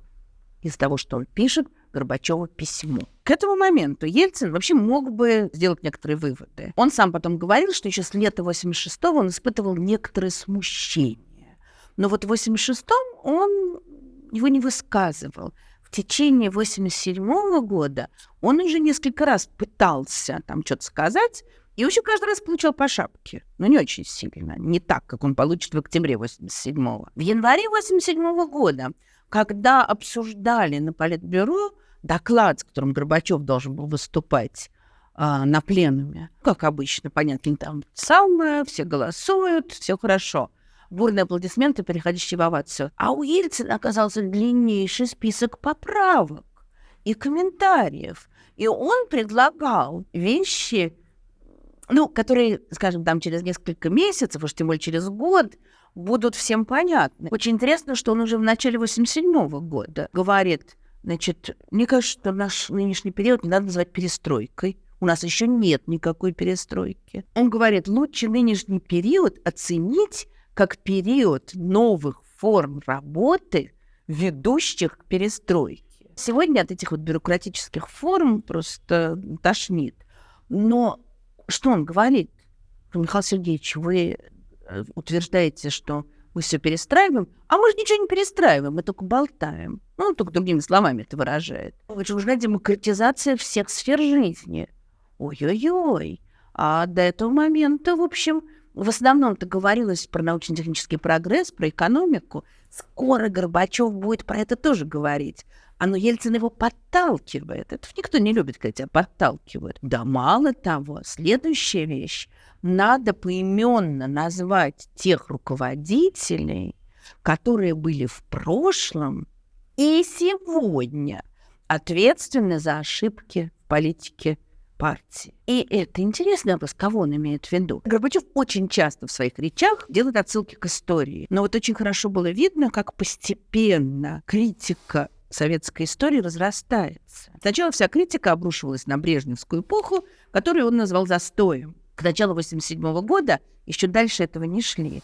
Потом вдруг будет прорыв, и будут все больше критиковать сталинскую эпоху, и будет мысль о том, что Ленин был хороший, а Сталин все испортил. А дальше уже, конечно, во многом против желания Горбачева пойдут разговоры о том, что вся система была неправильна, что коммунистическая идеология была неправильной и так далее, и так далее. А Ельцин уже в это время говорит. Кроме того, надо еще нынешних людей, совершающих ошибки, назвать. И, в общем, в течение 1987 года Ельцин неоднократно давал понять, что, например, он имеет в виду Лигачева, того самого Лигачева, который способствовал его переезду с Урала. Вот он какой неблагодарный. И, наконец, две еще вещи, которые он говорит еще в начале 1987 года, тоже когда далеко не все это заметили. Он говорит, что надо, во-первых, ограничить срок пребывания руководителей у власти. Это священная корова. Это то, что никто не трогает. И надо обсудить межэтнические отношения. Мы понимаем, что межэтнические отношения – это то, что во многом через несколько лет разорвет союз. И уже начинаются конфликты. И начинается национальное движение и в разных республиках, и в разных частях России. Но это еще не так заметно. Вот какое у него было чутье, что он это уже выявил как болевую точку. В тот момент, в начале 87-го, Горбачев заявил, что время вышло для обсуждений, перерыв, выбежал. Через полчаса заседания возобновили, то есть Горбачев подумал это время и сурово погрозил Ельцину пальцем. Он говорит, Борис Николаевич расходится с нашей общей оценкой, бросая всем громкие и пустые упреки. Совсем не пустые, конечно. Через колено партию и общество ломать нельзя. И надо с уважением говорить о партийцах, которые тянули и тянут воз, несут потери. Есть у них и слабости, но есть и сильные стороны. Это тоже такой текст, который бы надо было очень серьезно анализировать и проверять. Вообще-то Горбачев за те 2 года почти уже, которые он находится у власти к этому времени, сменил огромное количество тех самых партийцев, снял кого-то, кто был ему неугоден, поставил своих людей. И вообще-то он сам проводит политику, которая далеко не всем в его же партии нравится. Эти слова Горбачева, они искренние. Я могу в это поверить. Горбачев — человек, который всю свою жизнь провел на партийной работе, который с малых лет, значит, в 17 лет он уже хотел вступить в партию, и для него это не пустые слова, в отличие от Ельцина, который вступил в партию в 31 год, совершенно по другим соображениям, не по идеологическим и так далее. В то же время, вот у меня ощущение, что здесь начинается то, что потом во многом погубит Горбачева. Я говорила об этом в лекции перестройки. Горбачев все время лавировал, грубо говоря, между сторонниками и противниками реформ внутри партии. Это во многом определило его проигрыш. Он не смог полностью объединиться со сторонниками реформ, и роль главного реформатора получил Ельцин. А с консерваторами он тоже полностью не мог объединиться. И он оказался вообще в пустоте. Может быть, вот эти вот слова Горбачева, что, мол, да, у партийцев есть слабости, есть сильные стороны. То есть, опять, он пытается и нашим, и вашим. Он хочет продолжать перестройку и, в частности, менять положение в партии. Но он боится их разозлить. А Ельцин тоже боится. Случайно он будет обсуждать долго это письмо свое с Наиной Иосифовной, думать будет, не решаться, будет понимать, к чему это приведет. Но все-таки, вот он 10 сентября его написал, он думал сутки, вторые, 12 сентября он его отправил. Он пишет о том, что перестройка ведется медленно, что слова преобладают над делами. Кстати, к концу 1987 года уже хорошо ощущалось. Но все равно все еще речи Горбачева казались такими революционными. Но Горбачев-то сам не ощущал никаких проблем. Он ощущение, что он упивался этими своими бесконечными рассуждениями о важности перестройки. И Ельцин ему пишет вообще такую тревожную вещь. Говорит, вы понимаете, что есть люди, которые на словах вас поддерживают, а вообще-то они тормозят перестройку. И такие люди очень удобны. И похоже, что они вам удобны, Михаил Сергеевич. А к чему он все это пишет? Он говорит, прошу освободить меня от кандидатства в члены Политбюро и от поста первого секретаря Московского горкома. И там такая еще фраза, что я думаю, что у меня не будет необходимости обращаться с этим к пленуму. Эту фразу можно оценить как угрозу, что, мол, а сейчас ты не отреагируешь, и я на пленуме скажу, как, в общем, и произойдет. Но я думаю, что, может быть, Ельцин не хотел угрожать, что, может быть, наоборот, это такая просьба. Ну, зачем? Давай, реши мой вопрос. Он понимает, что он такой играет опасную игру. И он, конечно, не хочет, чтобы его снимали. Он хочет, чтобы обратили внимание на его критику. Но хотя он, вот когда они обсуждали с женой, то он говорил, ну, может, они меня из Политбюро выведут, а в горкоме оставят. Абсолютно невозможный вариант, если вот так подумать реалистически. Или потом он говорит, а если меня отовсюду выведут, думал я, потом он вспоминал, то буду вести независимую политическую деятельность. Очень мне тоже хотелось понять, что он под этим понимал. В 1987 году никакая независимая политическая деятельность вне партии невозможна. Ну да, есть какие-то журналисты, которые пишут прогрессивные статьи. Естественно, по-прежнему только одна партия. Еще свободы-то никакой по-настоящему нет. Он думает про какую-то независимую деятельность. Где? Как? Горбачев, наверное, очень удивился, прочитав это письмо. Во всяком случае, это письмо достаточно его разволновало, чтобы он позвонил Ельцину. Горбачев в этот момент отдыхал, и он позвонил Ельцину, сказал ему, ты не горячись, не горячись. Вот в отличие от Ельцина, который всех называл на «вы» всегда подчиненных, Горбачев сразу переходил на «ты». А не горячись, давай, надо встретиться, сказал он. Ну и вроде бы Ельцин добился того, чего он хотел уже несколько месяцев. Личная встреча с Горбачевым. Но проблема в том, что эта встреча не происходит. Он пообещал и вроде бы, значит, заткнул его. Но они не встречаются. Проходит больше месяца. 21 октября 1987 года собирается пленум ЦК, и Ельцин, он же написал, я думаю, у меня не будет необходимости. У него есть эта необходимость, никто с ним не обсуждает его критику. Я уже в лекции перестройки вспоминала потрясающий зал в Ельцин-центре, где поставлены эти покрытые плюшем стулья, на которых заседали члены ЦК. Такая сделана как бы трибуна, где они все сидят. При этом они нашли удивительный исторический источник. Оказывается, что выступления на пленумах ЦК записывали. И есть запись этой речи Ельцина, которая там крутится. Там же удивительная совершенно вещь. Портреты членов ЦК. Можно подойти к любому из них, перевернуть и прочитать, что каждый из них потом говорил про Ельцина. Очень поучительное чтение. Но пока что, значит, Ельцин садится в первом ряду. И вот этот вот какой-то мощный уральский мужик, который вроде никого не боялся, уголовников не боялся, когда на стройке был, много кому чего высказывал, со своим начальником чуть стульями не стал драться. А вот партийная дисциплина, это их злосчастная, это то, что прямо вот выкручивает людей, превращает их в каких-то марионеток. Он боится, и он поднимает руку, просит слова, потом опускает. Он как-то вот в растерянности. И Лигачев, который ведет это заседание, он говорит, что никто не хочет уже прений, все и так понятно, не надо. А Горбачев говорит, надо предоставить слово Ельцину. И вот это очень тоже интересный вопрос. Почему Горбачев это делает?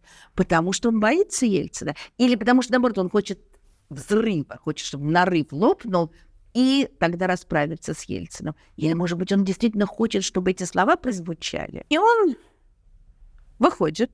В речи его около 900 слов. Между 6 и 7 минутами он говорил. Но эти 7 минут определили его будущую судьбу, его славу невероятную, но вообще судьбу нашей страны во многом. Он говорит, стала вера как-то падать у людей. То есть общество не очень уже теперь поддерживает перестройку. Не очень верят в реформы, потому что реформы буксуют.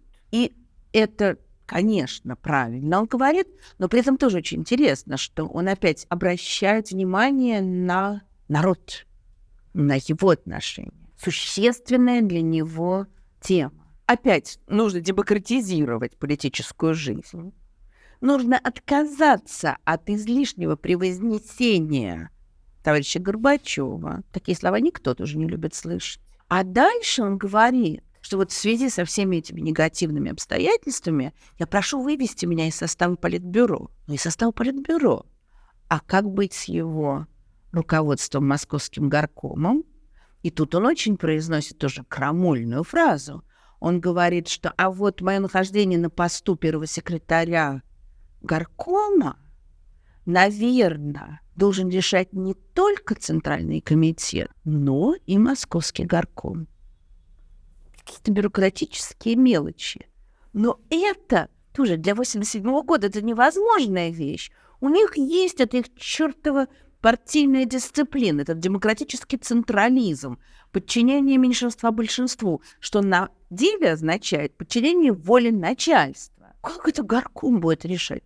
Ты сейчас на пленуме ЦК говоришь. ЦК будет решать твою жизнь, по крайней мере, твою жизнь в партии. У него идея, что он может выйти из ЦК, остаться первым секретарем горкома и там продолжать дальше тут бороться с привилегиями, требовать ускорения перестройки, ну, то есть, в общем, вести вот эту самую самостоятельную деятельность.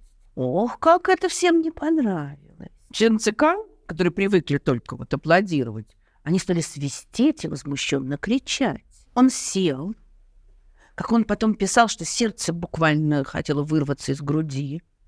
И тут они все на него обрушились, вот вся эта свора. Притом в своре-то были и сторонники перестройки.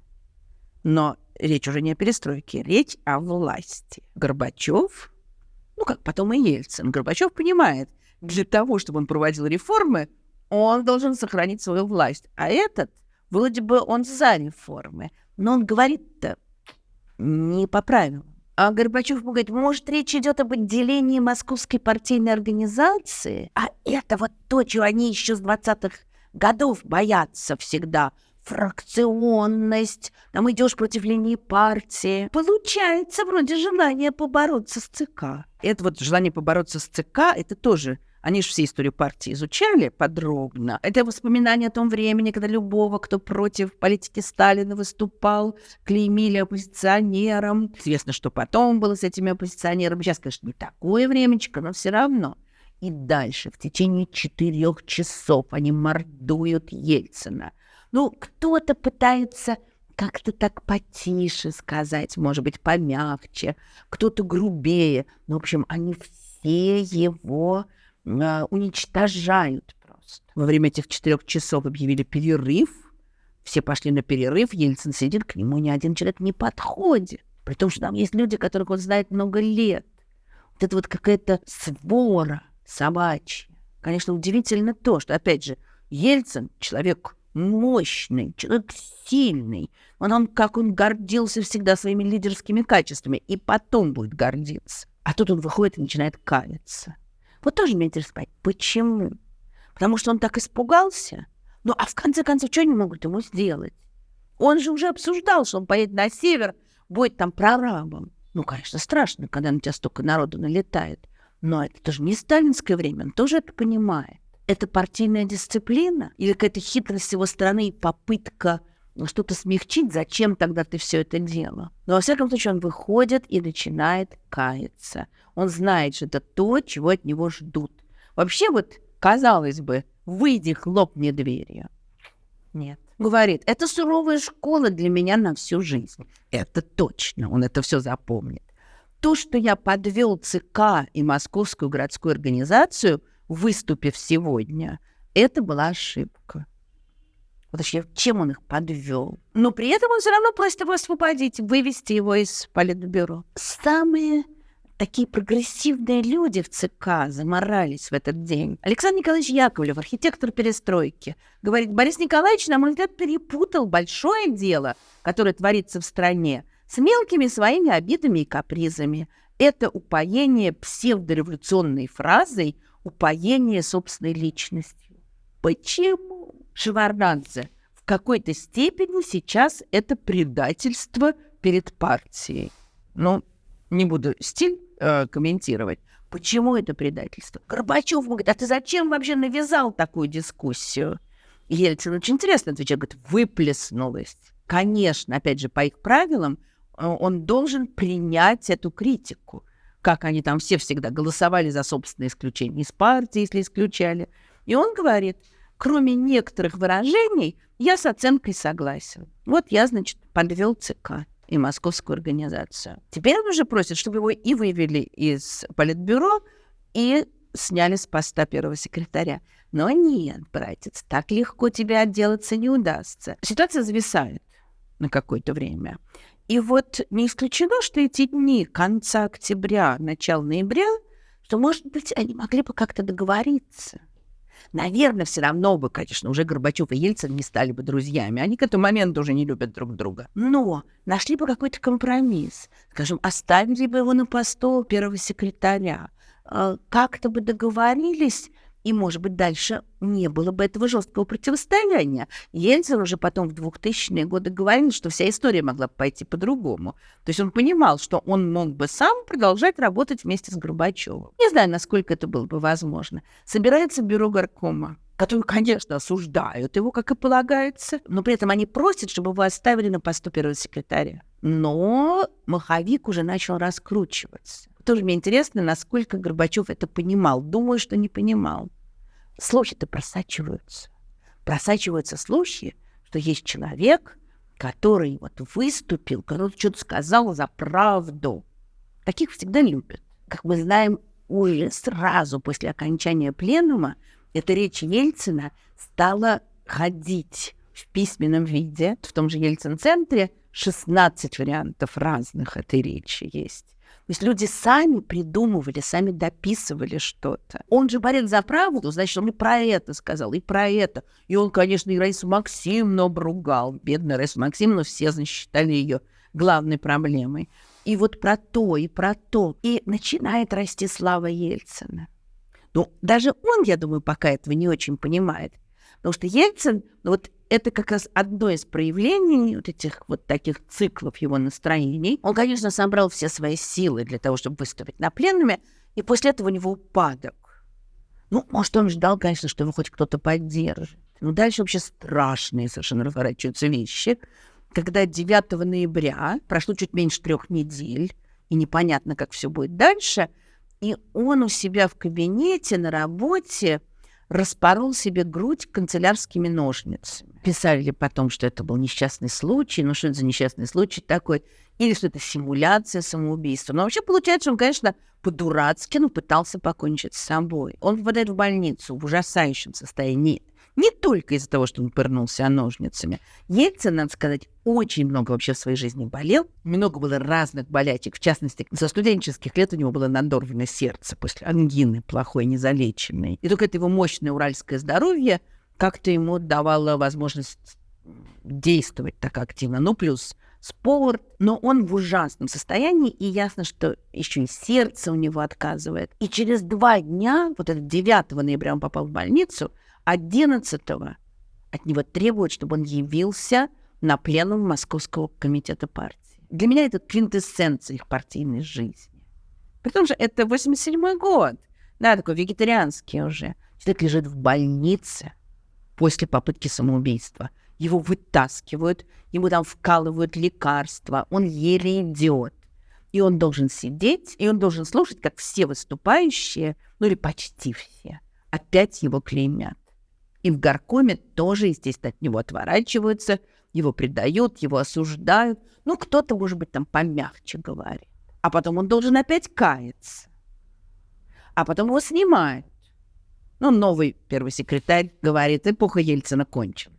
Эпоха Ельцина только начинается. Потому что, конечно, все эти гонения, гонимых любят на Руси, все эти гонения только увеличивают его славу, но за пределами этого партийного мира. Вот пока что ни он, ни Горбачев за эти пределы выйти не могут по-настоящему. Они, конечно, все время выступают перед народом, говорят о народе, но они живут еще в этих партийных рамках. Его привозят в больницу, она естественно кричит, вы фашисты, она врачу говорит, где ваши клятвы Гиппократа? А тот говорит, у меня другие Гиппократы. И вот эти другие Гиппократы его увозят, привозят, он еле живой. Он лечится некоторое время, потом он в санатории восстанавливается. И вот здесь тоже такая интересная развилочка, потому что его сняли с поста первого секретаря. Он безработный. Что теперь с ним делать? Ну, он уже почти пенсионного возраста. Можно отправить на пенсию заранее. Можно отправить послом за границу. Это такая очень характерная форма опалы. Поезжай в какую-нибудь хорошую страну, а или не очень хорошую, ну и сиди там. Этого не сделали. Почему? Вот его могли выкинуть совершенно из политической жизни. Горбачев потом говорил, не в моем характере расправляться с людьми, а то, что он его больного вытащил из больницы еле живого, отдал на растерзание его же подчиненным. Когда Ельцину надо было ответить, то есть покаяться, он с трудом дошел до микрофона, а Горбачев его поддерживал под руки. Это выглядит очень красиво, да, он его держал, но это он его ведет на заклание просто. В этой ситуации назначение послом не самая жестокая была бы вещь. У Ельцина было такое объяснение. Вольнодумца все-таки надо держать рядышком, чтобы постоянно за ним следить. А посол, что он там делает, неизвестно. И потом тоже Ельцин скажет, что мне кажется, что если бы у Горбачева не было бы Ельцина, он бы его выдумал. Но вот тут у меня ощущение, что Борис Николаевич, как часто у него бывало, переоценивал свое значение. Мне кажется, что вот в тот момент Горбачев не осознавал, какого он себе создает врага. Он ему вроде бы сказал, что я тебя до политики больше не допущу. Думаю, что он считал, что Ельцин сброшен со счетов. Может быть, как раз поэтому он его и не отослал. Как раз не для того, чтобы его держать под контролем, а потому что он ему вообще больше был не страшен. Ельцин получает новое назначение, вроде бы как по специальности. Он становится заместителем председателя Госстроя. Он же строитель, и вот пусть теперь в масштабах всей страны руководит вопросами строительства. Но, во-первых, он заместитель, соответственно, никакой роли особой не играет. И, конечно, это такое падение карьерное, это настолько унизительно, Ельцина. У него практически никакой работы нет, и он сидит часами в своем кабинете, никому не нужный. И он описывал, как он сидел и смотрел на телефон кремлевский, что вот в надежде, что кто-то ему позвонит, а, естественно, ему никто не звонит. Он в изоляции. И это тоже вот в этой партийной иерархии, в рамках тех правил, в которых они играют, он повержен. Соответственно, его как будто больше нет. 7 ноября, за 2 дня до этой его попытки самоубийства, он же еще был кандидатом в члены Политбюро, и он стоял с ними со всеми на мавзолее во время парада. И они все его не замечали. И там были гости иностранные, представители разных компартий, которые тоже его не замечали. И 2 человека из всех только вообще с ним поздоровались. Это очень интересные были люди. Это был Войцех Ярузельский, польский руководитель, и это был Фидель Кастро, который даже вроде как его обнял. А остальные смотрят сквозь него, его как будто нет.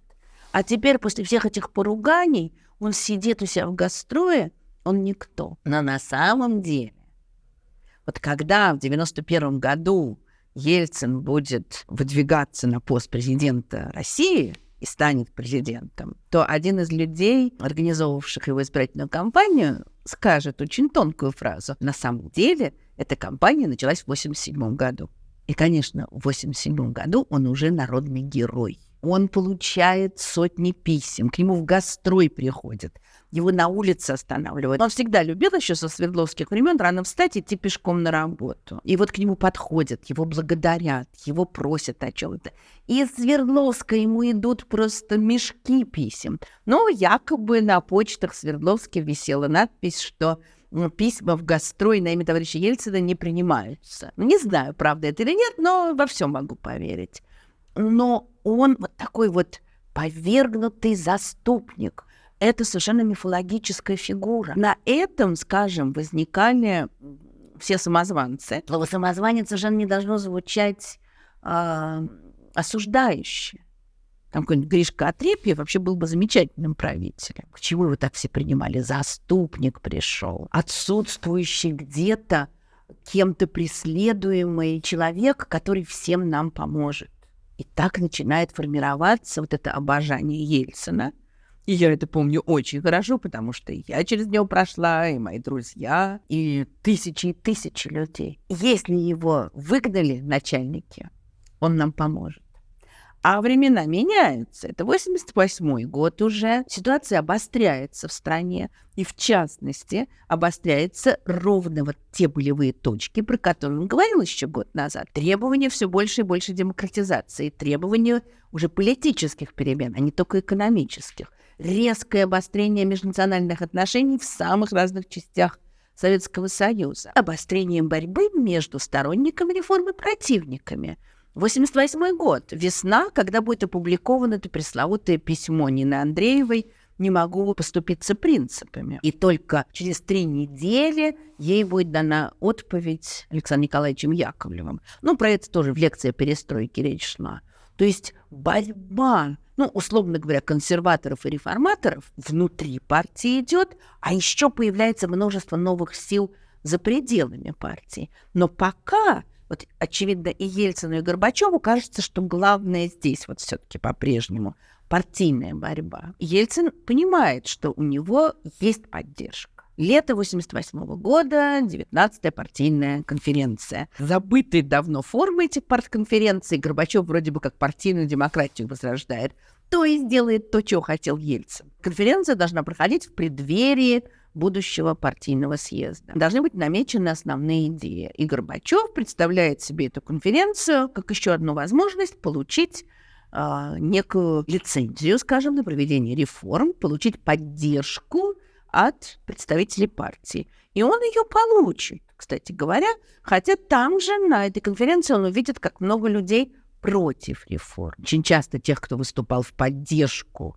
реформ, в поддержку перестройки освистывали, затопывали их выступления, захлопывали. Там очень все было напряженно. Но, конечно, прежде всего 19-я партконференция осталась в истории как еще одно появление Ельцина на политической арене. Очень хорошо помню, как мы с семьей были в Латвии летом в отпуске, и дети были маленькие, дети спали днем, и мы спали. И вдруг я слышу, что хозяин дома, который мы снимали, который сидел там где-то на приступочке, как-то ведет себя очень странно, уже невежливо. Но он видел, что мы детей укладывали после обеда, а он включает свой транзисторный радиоприемник на полную мощность и еще подсаживается к нам под окошко. Что это он вообще делает? А потом я поняла, что это была такая вежливость с его стороны. Он хотел, чтобы мы тоже послушали, что происходит на этой партконференции, потому что все слушают. Ельцин приехал на эту партконференцию в составе карельской делегации. Он мог, как член партии, из разных мест баллотироваться, а его в самых разных местах готовы были поддержать. Вот он приезжает с карельской делегацией, их сажают на балкон, подальше от сцены, а он долго обдумывал свою речь, готовился. Он пишет записочки, он просит слова, а ему это слово не предоставляют. И в конце концов он спускается с балкона, и тоже надо понять, вот это как-то дико звучит. Какое нужно мужество для того, чтобы сойти с балкона и подойти к сцене. Вообще-то да. Тут сидят сотни людей, которые сейчас могут на тебя, ну, если не физически, то, по крайней мере, вот морально накинуться и тебя уничтожить. Он выходит, и он передает записочку, что он просит слова. Там, значит, естественно, все засуетились страшно. И ему передают от Горбачева, что вот вернись на балкон, и мы тогда потом тебе дадим слово. Ему предлагают вернуться на балкон, он не возвращается. Ему предлагают пройти в комнату президиума, он не уходит. Ему говорят, что если он сядет, то он дождется своей очереди, он садится в первом ряду, и его вызывают, в конце концов, дают микрофон. Он начинает с того, что он извиняется, что в прошлом году на пленуме горкома он так как-то неразборчиво говорил. Совершенно-то его покаяние было тогда несвязанным каким-то. Я себя плохо чувствовал, а теперь я хочу высказаться. У нас по-прежнему есть зоны вне критики. У нас по-прежнему сохраняются привилегии. У нас по-прежнему сохраняется множество проблем. То есть он продолжает говорить вот о всем том, о чем он говорил в 1987 году, и заканчивает это он тем, что он просит о своей политической реабилитации. Очень такое тоже хорошее слово использует, которое в этот момент у всех на слуху в связи с реабилитацией жертв сталинских репрессий. После чего он возвращается на балкон. Члены карельской делегации на него не смотрят, значит, глаза прячут. Ему укол делают, ему плохо, конечно. С сердцем-то у него уже проблемы. Тут выходит Лигачев, который произносит знаменитую фразу «Борис, ты не прав». Тогда еще не было слова «мем», но вот она, конечно, станет мемом. «Ты не прав, у нас в партии, значит, все хорошо, все правильно, мы идем хорошим путем». Никто его не реабилитировал, и не очень понятно, а что имелось в виду, чтобы его снова поставили во главе горкома или как? Но и никаких репрессий против него не последовало. Это выступление, которое, конечно, разлетелось по всей стране, еще больше усилило его имидж народного героя. Где-то здесь, в какие-то тут месяцы, тоже интересно было понять, когда точно, до партконференции, после, но он понимает, что его настоящая опора за пределами партаппарата. И он начинает ее искать. Он делал это много раз до этого, когда вот он разговаривал с людьми, и он продолжает это делать. Он начинает сближаться с, скажем, оппозиционно настроенной интеллигенцией. Это совсем не его круг до этого момента. Он в августе 1988 года входит в наблюдательный совет общества «Мемориал». А для него вот эта вот идея о новом взгляде на историю советскую, она тоже очень важна, и он ее тесно связывает с сегодняшней ситуацией. Поэтому вот этот вот его приход к «Мемориалу» вполне естественен. И тоже можно вспомнить, опять же, что в его детстве ничего не говорили о сталинских репрессиях. И то, что теперь делает «Мемориал», это для него тоже откровение во многом. И тоже очень важная вещь. Он начинает выступать, а его зовут. Его все хотят слышать. Он на глазах превращается в политическую фигуру. Осенью 1988 года он выступает в высшей комсомольской школе, где ему, конечно, тоже задают множество вопросов. И в частности, ему говорят: в народе вы не менее популярны, чем Горбачев. Могли бы вы возглавить партию и государство? Он кто такой в своем гастрое, чтобы возглавлять партию и государство? Ельцин хитрый был. Он говорит: когда у нас будут выборы с несколькими кандидатами, я смогу участвовать в них, как и любой другой человек. Не да, не нет, но всем понятно, что да, я готов. Частые обвинения в адрес Ельцина: да он кто такой, он секретарь обкома, он сам партийный функционер, да, но он развивается. Он не только партийный функционер, он шире, чем просто вот чиновничек. И он развивается, он меняется вместе со страной. И очень легко сказать, да, он там в 83-м году такое говорил, разоблачал это буржуазное влияние. Разоблачал, в основном, наверное, по указке, а во что-то и верил.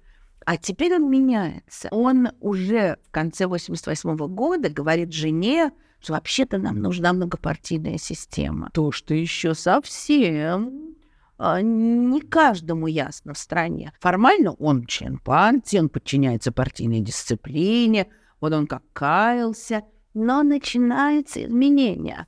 И приближается важнейшее событие в истории перестройки. Горбачев тоже ищет каких-то новых путей, вот какой-то новой, более свободной, более демократической жизни, но он же не может пойти по пути того, что они называют буржуазной демократией. Нужно искать в своем коммунистическом прошлом что-то. И он вспоминает про давно забытые, задушенные Сталином съезды Советов. Начинаются выборы на первый съезд народных депутатов, на первый съезд Советов, как будут говорить, хотя это не совсем формально правильно. Не буду подробно говорить о выборах на первый съезд, о том, вообще, какова была огромная роль его. Тоже про это шла речь в лекции «Перестройки». Но для Ельцина это невероятный шанс. Он может оказаться на неком форуме, конечно, под контролем партии, где, конечно, будет множество коммунистов, но это уже не просто партийный съезд. Это что-то совершенно новое. Как мы знаем, на съезде Советов, на съезде народных депутатов были разные люди. Выборы были устроены так, что были отдельные места для общественных организаций, и КПСС тоже сочли общественной организацией, и ей было отдельно выделено 100 мест, поэтому те, кто боялись просто выдвигаться, идти на выборы, как тогда говорили, на альтернативные выборы, как будто и выборы могут быть безальтернативными. Вот эти безальтернативные советские выборы были не выборами, а были карикатурой. А теперь действительно сражаются за каждое место несколько кандидатов. Те, кто боялись, пытались выдвигаться от каких-то общественных организаций, те, кто не были уверены в том, что они пройдут. Ельцину, конечно, не светило то, чтобы его включили в партийный список. Да я думаю, что он этого и не очень хотел. Ему важно, чтобы его выбрал народ. И он уже знает, что его готовы выдвинуть в самых разных местах Советского Союза, потому что его слава уже очень широка. Там более 10 мест, где его хотели выдвинуть. Но он решает сначала выдвигаться в своем родном городе, и он понимает, что если он просто так приедет в Березники, там устроят, что-нибудь сорвут, не допустят. Может, он, конечно, играет немножечко в эту конспирацию. Он летит окольными путями, чтобы всех запутать, потом вдруг появляется в Березниках, где, конечно, его встречают на ура, его выдвигают. Но потом он понимает, что у него есть совершенно другой шанс, что он теперь настолько популярен в Москве, что ему уже простили это желание закрыть спецшколы, в нем видят спасителя. И он выдвигается от Москвы. Начинается вот это его триумфальное шествие. Вся первая половина 89-го года, каждый следующий месяц, это все больше и больше триумфы Ельцина. Предвыборная гонка — это же еще возможность выступать, это возможность давать интервью. И он выступает, он говорит, он критикует Лигачева открыто. И Лигачев превращается в общественном мнении в такого главного врага перестройки. Лигачев был человек консервативный, не знаю насчет главного. Но вот это вот противостояние тоже много значит. Он очень много говорит о будущей демократизации. Даже его пытаются как-то прижать по партийной линии. Там надо создать комиссию, проверить, не отходит ли он от линии партии. Но любое наступление на Ельцина теперь, любая критика Ельцина приводит к выступлениям в его защиту и ко все большему и большему повышению его рейтинга. И он, конечно, проходит в Москве на ура. Мало того, с подачи Сергея Станкевича, одного из оппозиционных кандидатов, Станкевич ему отправил телеграмму с выражением поддержки. Станкевич уже понимал хорошо, как надо действовать. И другие кандидаты тоже. И это сразу их тоже рейтинг усилило. Кто-то посчитал, что вот те кандидаты, которые отправили Ельцину телеграммы, они получили на 20% голосов больше, чем те, которые тоже прошли, но не отправляли ему телеграмму. Но тут тоже, конечно, надо подумать. Может быть, они отправили телеграмму, потому что они высказывали вещи более приятной публике. Но, во всяком случае, это, конечно, поддержка Ельцина сразу и их тоже укрепляла. Ельцин прошел блистательно, сразу уехал в Кисловодск, то есть, очевидно, у него тоже такой спад был после выборов, но ему ставят в вину то, что он мог бы остаться, потому что были кандидаты, которые не прошли в первом туре, и он мог бы остаться и их поддерживать. Но, очевидно, он уехал лечиться, хотя есть и другая версия, что он как бы хотел им показать, ага, что там вы без меня-то, ничего у вас не получится. Тоже возможная версия, безусловно. Начинается съезд. Уже перед съездом Горбачев чувствует, что как-то что-то не то. А съезд должен был выбрать Верховный Совет из своего состава и председателя Верховного Совета. Перед началом съезда в ЦК выдвигают Горбачева как кандидата от КПСС на этот пост председателя Верховного Совета. А Ельцин воздерживается, единственный при голосовании. Он членом ЦК-то остался. Говорит, что, ну, конечно, на съезде я подчинюсь партийной дисциплине и буду голосовать. Но вот мое мнение такое, что я воздерживаюсь. И, очевидно, Горбачев тут пытался какие-то с ним проводить беседы перед съездом, какие-то посты ему обещал. А тут говорю, ну, как вот на съезде что будет, то и будет.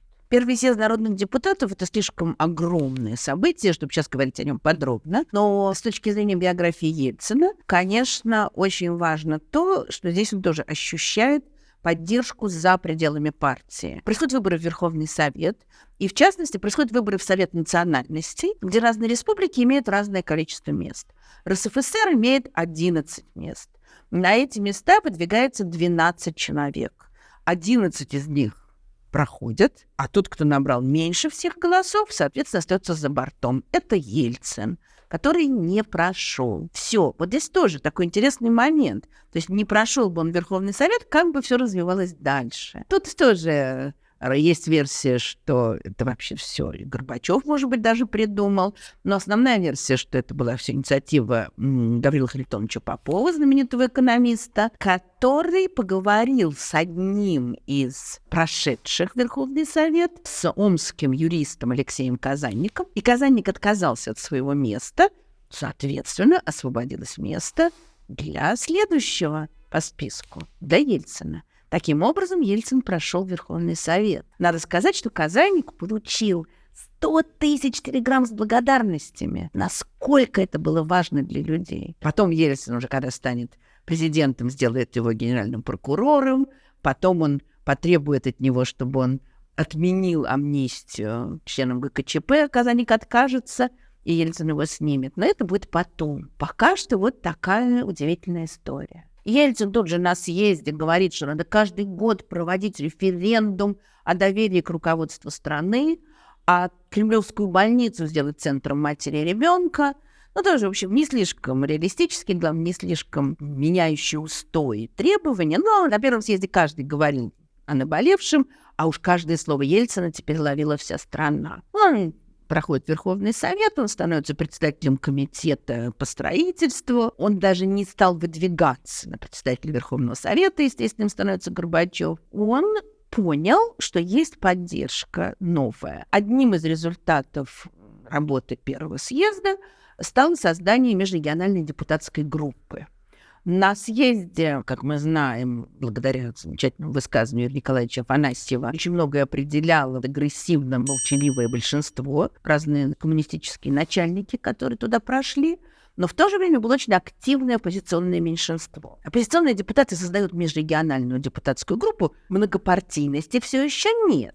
И это еще не партия, это просто вот такое объединение депутатов, которое, ну, конечно, так прозвучало громко, потом довольно быстро сошло с политической арены. Но, опять же, что важно для нас, в этой ситуации был вопрос, кто возглавит эту группу. В тот момент оказалось, что это человек, который возглавит оппозицию. И Ельцина приглашают туда, хотя там, ну, такие социально чуждые ему, там все интеллигентики в основном, и еще представители национальных республик. Но он идет туда, он становится одним из 5 сопредседателей вместе с Сахаровым, с Афанасьевым и с другими. Тоже вопрос, потому что есть мнение, например, что он был оскорблен, что его не сделали одним, единственным председателем. Может быть и так.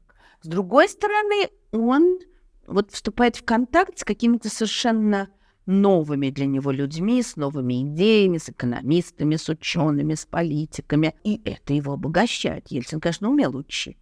И это тоже, оказывается, для него очень все важно. В сентябре 1989 года происходит такая интересная, очень странная и, в общем, до сих пор непонятная история, когда мокрый, взъерошенный Борис Николаевич появляется в милиции, говорит, что у него напали какие-то неизвестные за городом, надели ему на голову мешок, бросили в реку. Непонятно, что это такое. Вроде почему-то он был с 2 букетами. Потом очень подчеркивали эти букеты, намекая, что, может быть, он шел к любовнице. Хотя вообще у него была счастливая семья, но, естественно, всякое бывает. Вроде как ушел в гости к своим свердловским друзьям, а друзей этих вроде бы не было в этот момент на даче, поэтому непонятно, почему он к ним ехал в гости. Это все раздувают, покушение на Ельцина.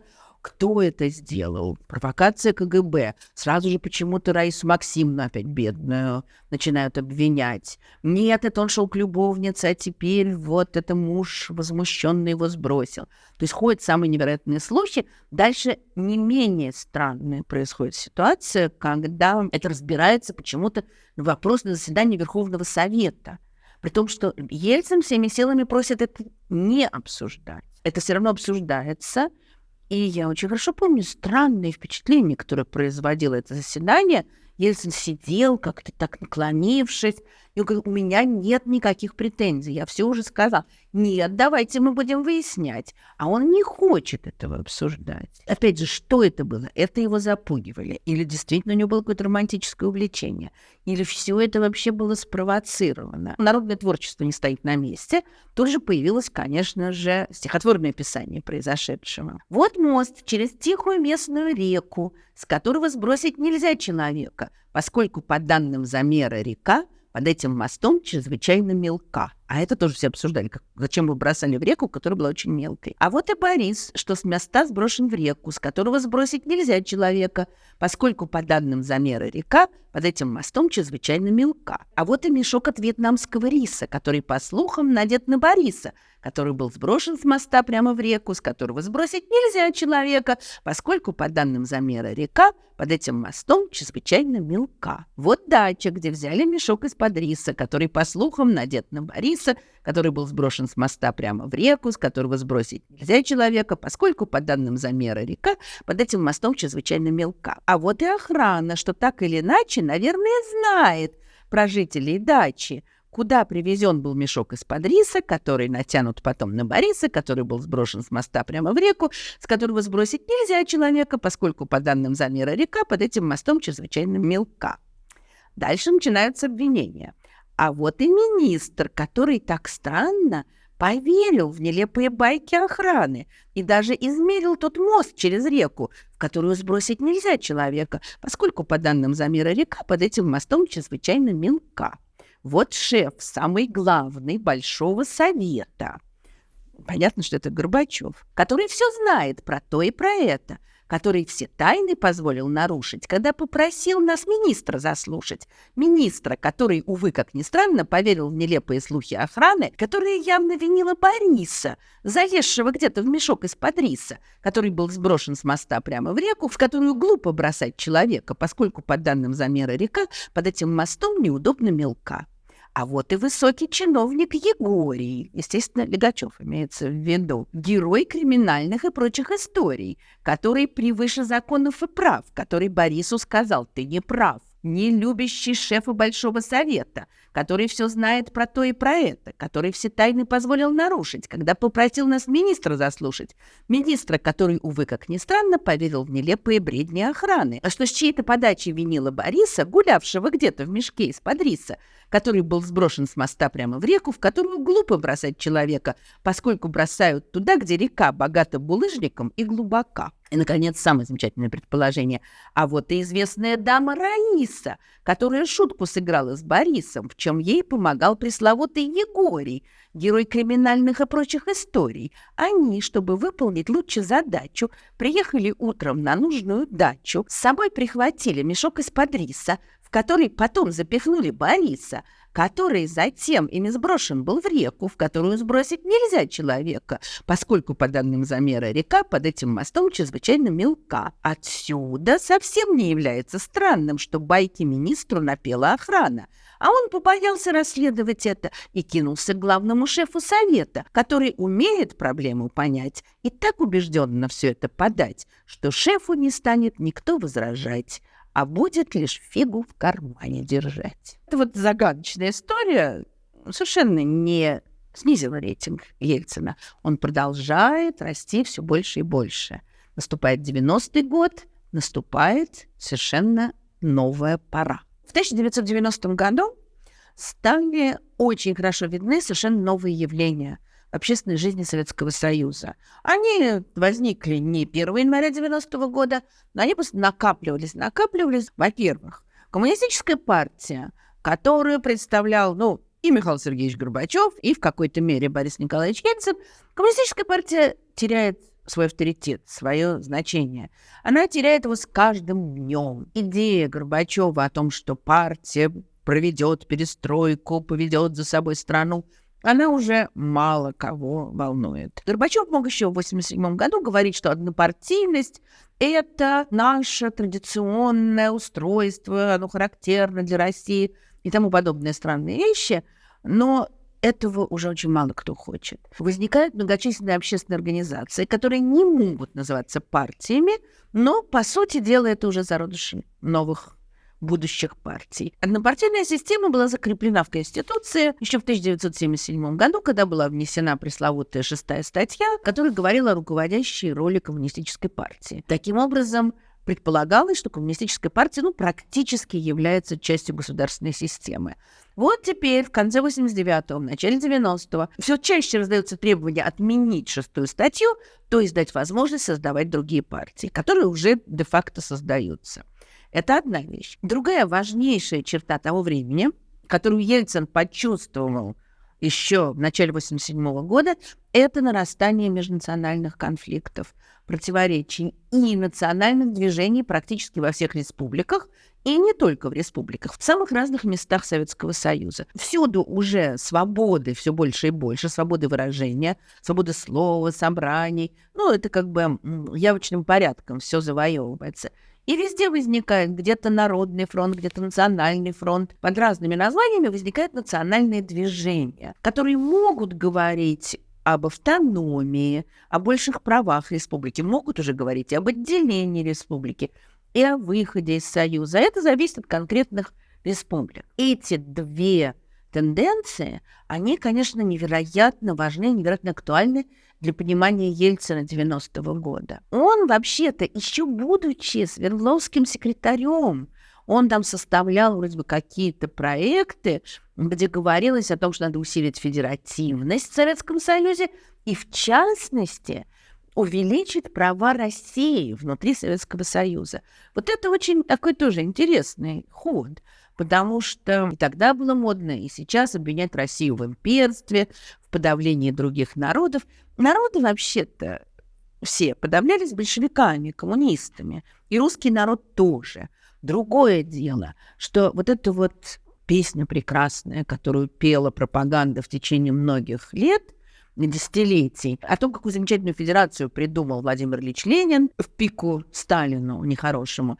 Значит, Ленин придумал, что все республики, включая Россию, на равных правах входят в состав Советского Союза.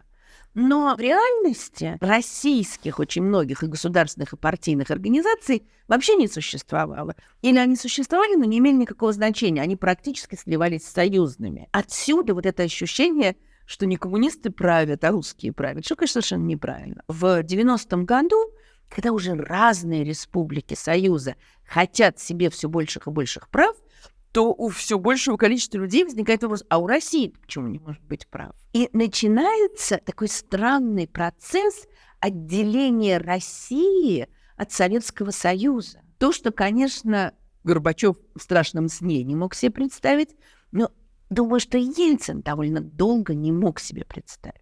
Но что происходит в течение 90-го года? Еще в начале 90-го года Ельцин был избран в Координационный комитет демократической платформы КПСС. То есть это были члены КПСС, подчеркиваю, Коммунистической партии Советского Союза, которые хотели преобразовать партию, но, по сути дела, хотели ее превратить в социал-демократическую. Ельцин с каждым годом будет все больше говорить о том, что он скорее не коммунист, а социал-демократ. Но всю партию, всю всесоюзную партию для всех республик. Но это будет такой один из последних шагов вот по пути попытки спасения преобразования КПСС. В марте 90-го года собирается Третий съезд народных депутатов СССР. Перед этим происходят массовые мощные демонстрации с требованием отмены 6-й статьи Конституции, и она отменяется. И тут же начинают возникать новые партии. В это же время Ельцин все больше ставит, скажем так, на российскую карту. Возникает разговор, и он становится все более массовым и пользуется все большей поддержкой о необходимости выборов в Верховный Совет, но Верховный Совет России. И здесь очень много таких интересных тонкостей. Верховный Совет СССР существует. И есть председатель этого Верховного Совета, это Михаил Сергеевич Горбачев. На том же самом Третьем съезде в марте 90-го года был введен пост президента СССР, но, естественно, на этот пост был избран Горбачев. И это тоже ход интересный с его стороны, это желание подстраховаться. Он понимает, что в его родной партии у него земля уходит из-под ног, потому что там есть либералы, там есть консерваторы, а вдруг его завтра снимут с поста генсека, и кто он будет? А теперь он президент СССР, то есть это государственная должность. Он уже от коммунистов не так зависит. Получилось, что его президентом не выбирал народ. Его выбрал съезд. А съезд выбран народом, но по этой сложной, запутанной системе. И, в общем, насколько этот президент представляет именно народ, это вопрос. Избирается съезд народных депутатов РСФСР, который должен выбрать Российский Верховный Совет. Здесь тоже разворачивается своя интрига, потому что Горбачев, который очень долго считал, что вообще песенка Ельцина спета, что он ничего не значит, он вообще к этому моменту уже призадумался очень сильно. Там интересный у них такой был расклад, потому что, всем было понятно, что Ельцин будет выдвигаться. Надо найти какой-то ему противовес, кого-то, кто мог бы перетянуть на себя голоса. Выдвинули совершенно бесцветного, совершенно такого неинтересного аппаратчика партийного Александра Власова, который попытался говорить и, в общем, не стал выставляться. Тогда коммунисты, причем такие кондовые коммунисты, совершенно не хотевшие никакой демократизации, выставляют, по моим воспоминаниям, какого-то жуткого человека, Ивана Полоскова. Рогачев, во всяком случае, был консерватор, Рогачев был умный человек, не могу сказать, что очень образованный, но, во всяком случае, с каким-то интересом к культуре. И этот, не знаю, производил, не могу сказать, что я много знаю про Полоскова, но он производил впечатление какого-то маленького монстрика злого. Может, это тогда так казалось. Это очень понятная вещь.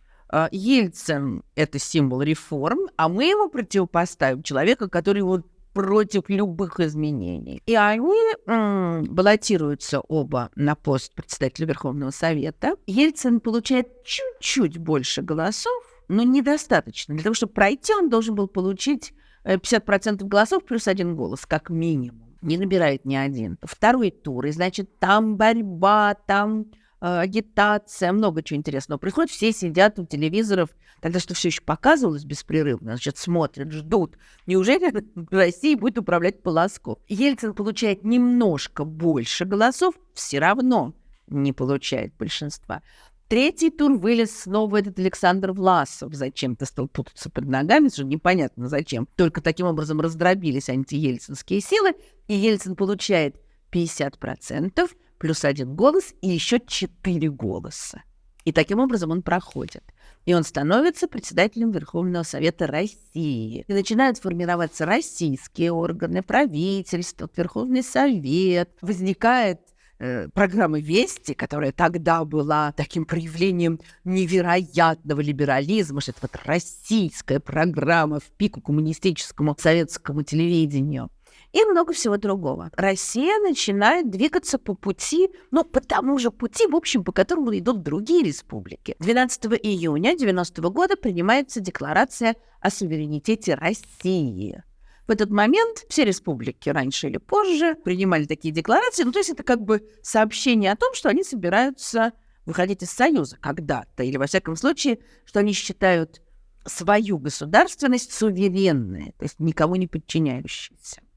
И вот Россия тоже принимает такую декларацию. И это все, конечно, невероятные изменения для Ельцина. Ну, а другое, еще более поразительное, когда проходил 27-й съезд КПСС, все за ним внимательно следили, все ловили какие-то признаки нового, вслушивались, вчитывались в слова Горбачева.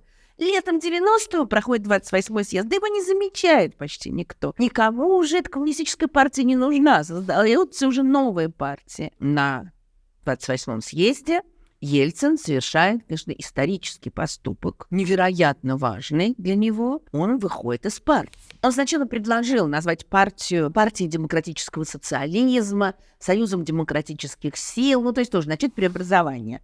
Это не прошло. И тогда он заявляет, с учетом перехода общества на многопартийность я не смогу выполнять только решения КПСС.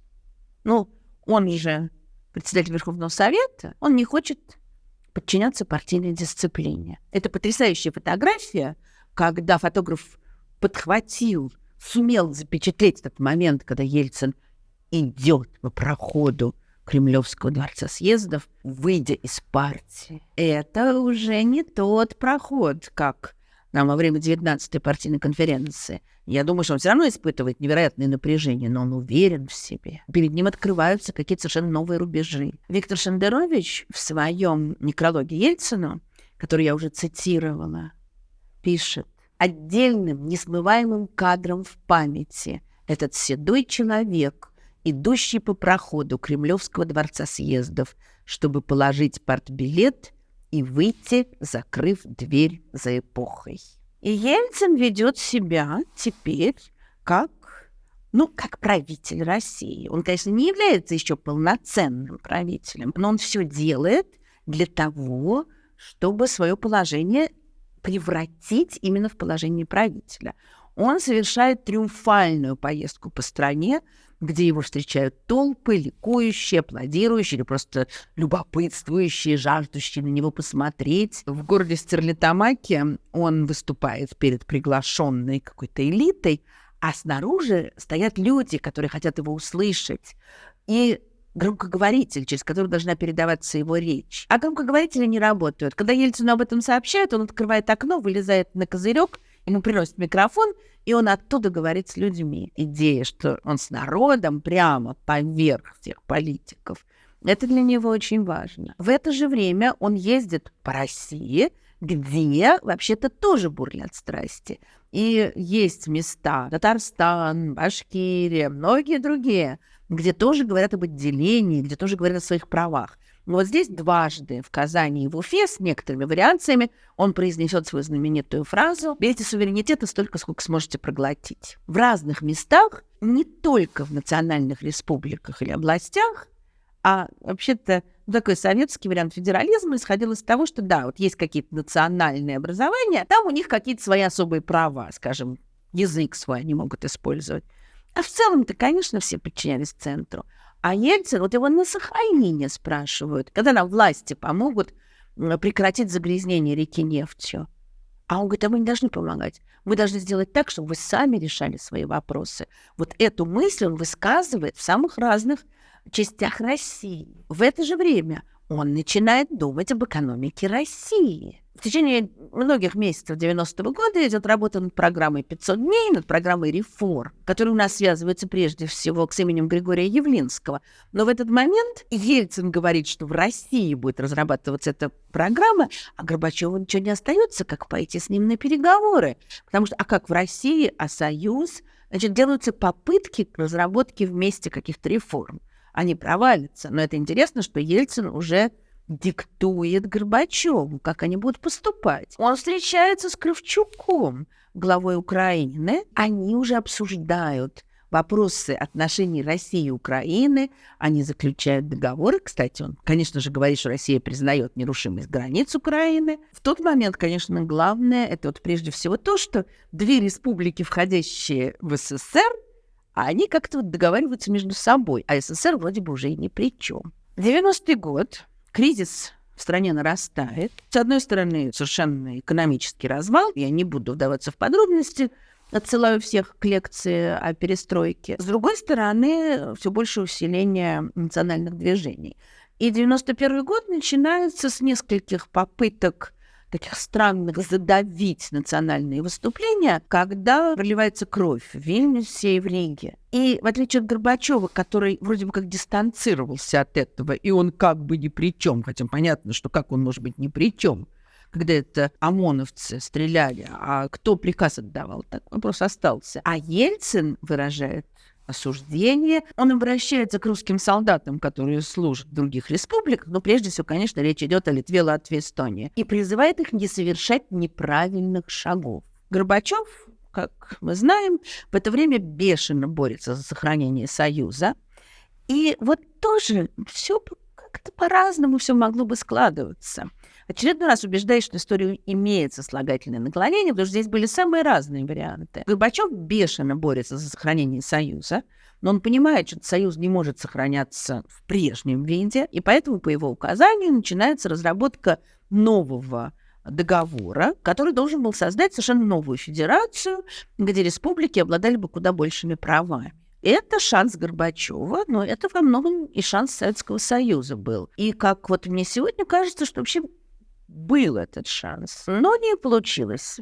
Я не знаю, к добру или к худу, но не получилось. Но, опять же, как мы знаем, весной 91 года Горбачев, желая получить какую-то поддержку своих планов, выставляет на референдум вопрос о сохранении Советского Союза. Этот вопрос был сформулирован очень прихотливым, странно запутанно.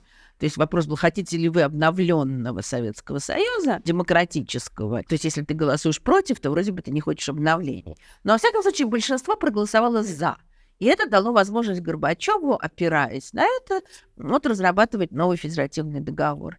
Но в РСФСР в это время проводится еще один референдум с вопросом, нужны ли выборы президента России. И очень интересно, что на территории РСФСР 71% проголосовало за сохранение Союза, но в то же время 70% проголосовали за необходимость прямых выборов президента. Трудно судить по одному только результату, но вообще получается, что люди хотели сохранить обновленный союз, но хотели при этом больших прав России. И в результате 12 июня 1991 года проходят выборы, выдвигаются несколько кандидатов, некоторые из которых были совершенно неожиданными.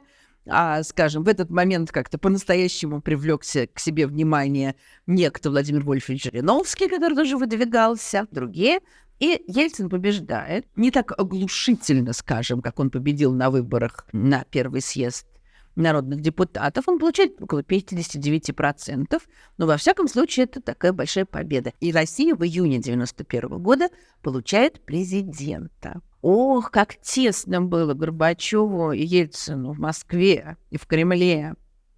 Поэтому Ельцин, конечно, главный центр российской государственности будет в Белом доме. Но они здесь рядом. То, что происходит в Грузии или в Литве, это там, далеко. А вот здесь, в одном городе, оказывается союзный президент и российский президент. И они видят друг друга, и у одного кабинета, другого кабинета, и там аппарат. Это создается совершенно, в общем, шизофреническая ситуация.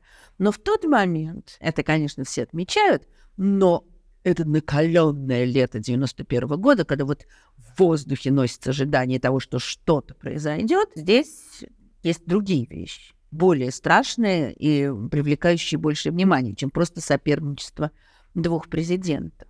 Хотя, если теперь подумать, что вот если бы не было у них этого личного противостояния, может, они бы и договорились и разделили бы права. И пошла бы история по-другому. Торжественно проходит в Кремле инаугурация президента России. Было показано, что в первом ряду сидит священник, раввин и мулла. И подчеркнуто, что вот это президент разных религий. Горбачев потом говорил, что Ельцин хотел, чтобы на огромном экране на Красной площади все это транслировалось, чтобы 24 пушечных удара было, и много всего другого. Ну, опять, как здесь дело было, непонятно, но Легко можно в это поверить. Потом Горбачев в ярости говорил своему советнику: «Какие амбиции и простодушная жажда скипетра! Как это совмещается с политическим чутьем, ума не приложу. Однако черт знает, может быть, именно в этом секрет, почему ему все прощается. Царь и должен вести себя по-царски, а я вот не умею». Здесь, конечно, такая есть и зависть, и грусть, что вот у меня явно не получается. Горбачев видит, как он теряет очки, а вот у этого получается, несмотря ни на что. Но, конечно, здесь слово «царь» оскорбительное для Ельцина, скажем так. Потом его царем будут постоянно называть, разве что не в глаза. И он сам будет так себя воспринимать во многом. А тут у Горбачева, мол, он диктатор, он самодержцем хочет быть, а я пытаюсь все демократически. Хотя это сомнительное утверждение. Но во всяком случае Ельцин, конечно, полон осознания своей значимости. Он надеется на совершенное изменение российской жизни. Он уже все время говорит о разных планах перехода к рынку. Он очень разные хорошие вещи говорит о том, какая будет создана федерация в России. Но затем случается путч. Эти 3 дня в августе 1991 года был звездный час Ельцина, и вел он себя безупречно. Он вел себя очень смело. Вот интересно, что против танков идти проще, чем против партийной бюрократии. Действительно, люди устроены. Он возглавляет оборону Белого дома. Он отказывается от каких-либо переговоров с представителями ГКЧП. Опять, тут очень разные есть рассказы, истории, но, судя по всему, Ельцин, который был в поездке в Казахстане, возвращался 18 числа, и почему-то он попросил, чтобы его самолет посадили в Кубинке, а вроде бы как, если бы посадили во Внуково, то его бы арестовали. Большой вопрос. Все непонятно. Но вообще у них были планы как-то Ельцина или перетянуть на свою сторону, или изолировать. Такие же планы были относительно Горбачева у путчистов. Сначала хотели, чтобы он их одобрил, когда нет, они его изолировали. Очевидно, что-то в этом роде было и применительно к Ельцину разработано, но не вышло. Не хватило решимости, отказались спецназовцы захватывать Ельцина без письменного приказа, а приказ им никто не дал. Ельцин оказывается в Белом доме, и он пишет очень мужественные обращения к гражданам России. Он уже готовится к разным вариантам. Уже за Уралом готовится бомбоубежище, где должно было находиться резервное правительство, если бы путчисты полностью контролировали Москву и захватили Белый дом. Ведутся переговоры о том, что в Лондоне будет правительство в изгнании, в случае чего. То есть он хочет бороться дальше. И, конечно, такой символ сопротивления этих дней – это Ельцин, который залезает на танк и говорит свою очередную пылкую речь, которую не очень многие услышали, потому что у него не было мегафона. Зато эти кадры увидели тысячи и тысячи людей по всему миру, и это стало таким вот образом сопротивления путчу. Путч проходит 3 дня, путч разваливается, и страна становится совершенно другой. Из Фаруса возвращается освобожденный Горбачев, освобожденный, но униженный, но уже совершенно разбитый как политик, уже никто. Он благодарит Ельцина. Ельцин пока что ведет себя, так, вроде как благородно по отношению к Горбачеву, это быстро пройдет. Но Ельцин, конечно, он проявил в эти дни невероятное мужество и правильные человеческие качества. Вот когда на похоронах 3 мальчиков, погибших в ночь на 21 августа, он просил прощения у родителей, то это совершенно не казалось каким-то фальшивым высказыванием, это вызывало слезы на глазах. Но дальше, как мы понимаем, Советский Союз, разваливавшийся и до этого, теперь просто распадается на части. В течение всех этих месяцев, с конца августа до конца декабря 1991 года, положение Горбачева все более и более неустойчивое. Все эти его попытки реанимировать союзный договор, конечно, проваливаются. Уже никому это совершенно не нужно. Все время видно, как все большее значение у Ельцина, все меньшее у Горбачева. Уже журналисты пишут, что Ельцин разговаривает с Горбачевым как с нашкодившим школьником. По всему миру карикатуры, изображающие маленького Горбачева, большого Ельцина, или как-то высмеивающие эту ситуацию. Советский Союз на всех парах идет к своему развалу. После подписания Беловежских соглашений, в общем, понятно, что Горбачев остался президентом непонятно чего, и ему надо уходить. При этом интересно, что Ельцин, вернувшись из Беловежской площади, там, где были подписаны эти соглашения, ему надо было встретиться с Горбачевым, сообщить ему приятную новость. Думаю, что он с большим злорадством предвкушал этот разговор. Но при этом он звонит Горбачеву и спрашивает, будет ли обеспечена его безопасность, если они встретятся. То есть он подозревает, что что-то такое может произойти. Или, конечно, может быть, он просто нагнетает страсти. В Москву приезжает госсекретарь США Джеймс Бейкер, и торжествующий Ельцин встречает его и говорит: «Добро пожаловать в этот российский дом на российской земле». В Соединенных Штатах политики, в общем, в предыдущие годы в основном симпатизировали Горбачеву. Они видели это противостояние, но они как-то главной силой считали Горбачева. Бейкер говорит, что американцы не одобряют попытки унизить Горбачева. На что Ельцин отвечает: к Горбачеву должны относиться с уважением. Настало время, когда наши лидеры могут с почетом уходить на покой. Горбачев ушел на покой не с почетом, конечно. Ельцин постарался разными мелочами его унизить, лишив охраны, быстренько его, конечно, выселив из всех официальных резиденций и много чего другого.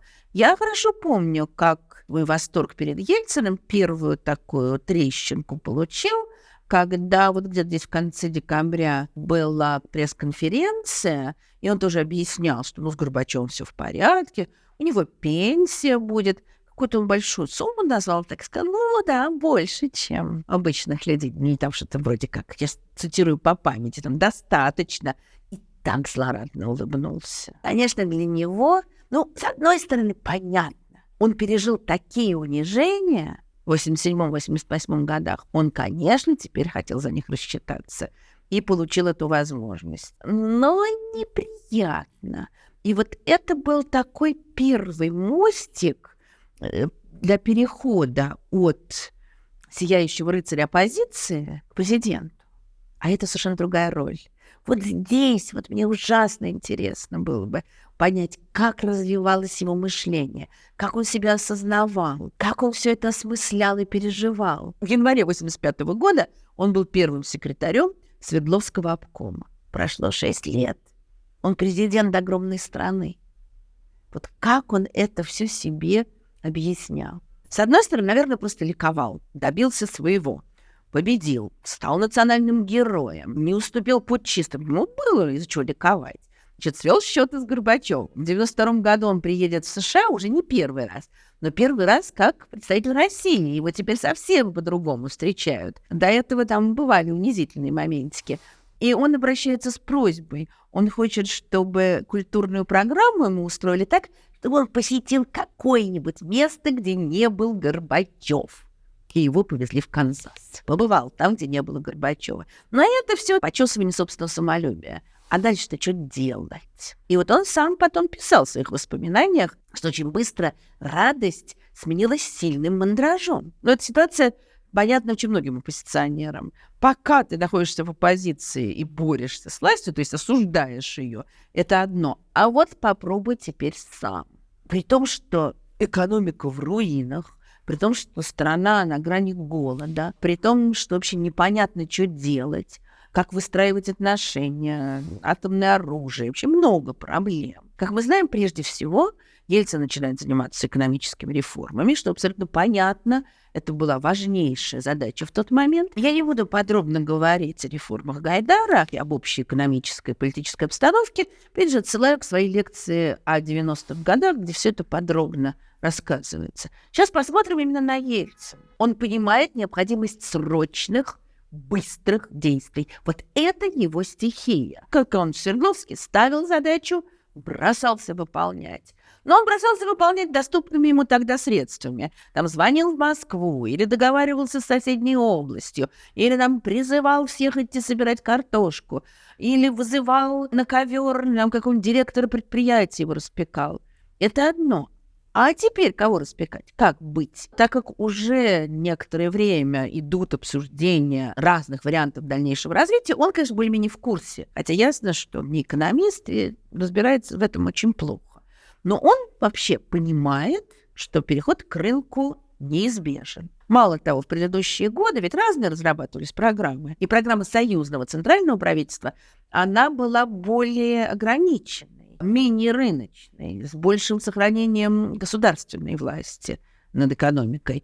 А российская была такая ближе к рынку. Он делает ставку на Гайдара и других, на сторонников шоковой терапии, быстрого перехода к рыночной экономике.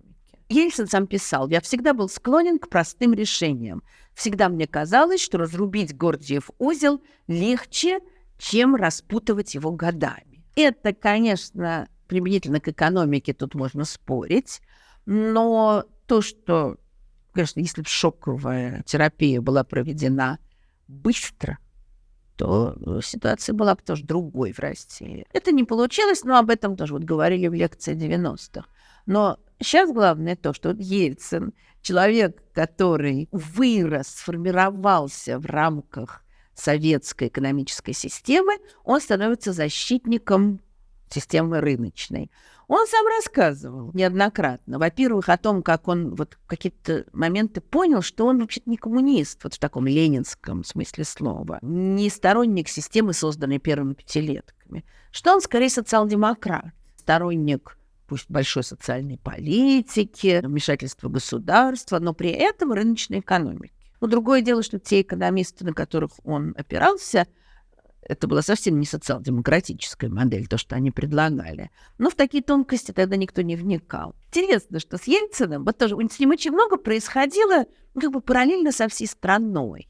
В стране усиливаются национальные противоречия, и он это понимает. Ослабевает Компартия, и он это понимает. Вот Ельцин, когда первый раз приехал в США в 1989 году, то он сделал то, что очень многие советские люди делали, выехав первый раз.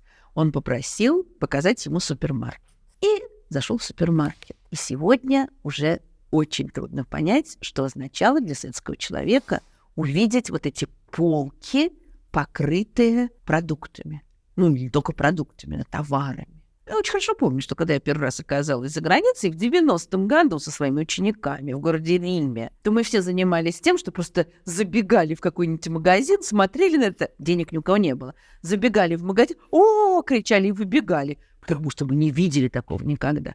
И Ельцин не видел. Да, он знал про эти распределители, пусть и не пользовался, может быть, ими, но к 89-му году уже пользовался в Москве. Он все равно такого не видел, конечно. И я очень хорошо помню, как в 90-м году я стою в магазине в Риме, смотрю на эти полки, вспоминаю магазин в деревне Ферапонтово и плачу. А Ельцин в 89-м году стоит в американском супермаркете, что, наверное, еще сильнее должно было произвести впечатление. И у него тоже слезы на глазах. И он думает, ну надо же, как дурачили народ. И теперь ясно, почему советскому человеку препятствовали в выезде за границу. Боятся, что у людей глаза откроются. Что совершенно верно, поэтому, конечно, и препятствовали. И действительно, очень для многих вот этот первый выезд за границу оказывался шоком и полным переворотом сознания. В 90-е годы его спросили, что прежде всего его настроило против советской системы. Он сказал: Америка и ее супермаркеты. В общем, могу его понять. А после этого, тоже по его воспоминаниям, у него был еще один такой момент истины, когда вот он вернулся из Америки и пошел, в рамках, очевидно, своего братания с народом, он пошел в общественную баню. И там сбежались парившиеся мужики и стали говорить: Борис Николаевич, это было еще до прихода к власти, Борис Николаевич, мы с вами, мы за вас, держитесь. И как он пишет, именно тогда я изменил свое мировоззрение и понял, что коммунист я по исторической советской традиции, по инерции, по воспитанию, но не по убеждению. Начинается этот тяжелый, мучительный период 92-93 года. Но опять же, отсылаю за подробностями к лекции о 90-х. Но что здесь главное для Ельцина? Это бешеная борьба за проведение реформ Гайдара, которая увенчалась частичным успехом, потому что чего-то они добились, как мы знаем, а в чем-то пришлось пойти на уступки. И, конечно, главная уступка заключалась в том, что в конце концов пришлось сбросить Гайдара с крыльца, снять его с поста премьера и назначить Черномырдина. Это для Ельцина, думаю, было очень тяжело по нескольким причинам. Во-первых, я уверена, что действительно вот эти воспоминания о голодных годах детства, о бараках, желание действительно что-то сделать для людей было для него очень важно. И он уже поверил в то, что эти реформы скоро все изменят. Он же говорил то, что, как потом ему все вспоминали, что он говорил, что вот потерпеть надо полгода, а через год уже все будет нормально. А так не вышло. И для него это было очень мучительно. С другой стороны, для Ельцина, как для человека властного, как для человека, который не любил, чтобы ему перечили, вот то, что он не может добиться от съезда нужных ему решений, постановлений, утверждения нужных ему людей, помимо вот такого как бы общественного значения, что это не давало проводить реформы, это еще его, конечно, невероятно унижало. А он свою власть уже ощутил и готов был за нее драться. Понятно, что это приводит вот к этому долгому конфликту со съездом, затем к референдуму, затем к решению о распуске съезда и, наконец, к обстрелу Белого дома. И это все тяжелая и мрачная страница, конечно, в российской истории. И, конечно, это мрачная страница в жизни Ельцина. Эльдар Рязанов интервьюировал Ельцина в апреле 1993 года и в ноябре 1993 года. И он был поражен, насколько за эти месяцы Ельцин изменился, и писал, что было ощущение, что его терзает тяжелое чувство вины. И я не сомневаюсь, что это чувство было. Я не буду представлять Ельцина вот таким циничным политиканом, который вот так вот взял и приказал пушками расстрелять людей. Конечно, нет. И, конечно, ему было нелегко. Понятно, что эта ситуация с разгоном съезда абсолютно неконституционна.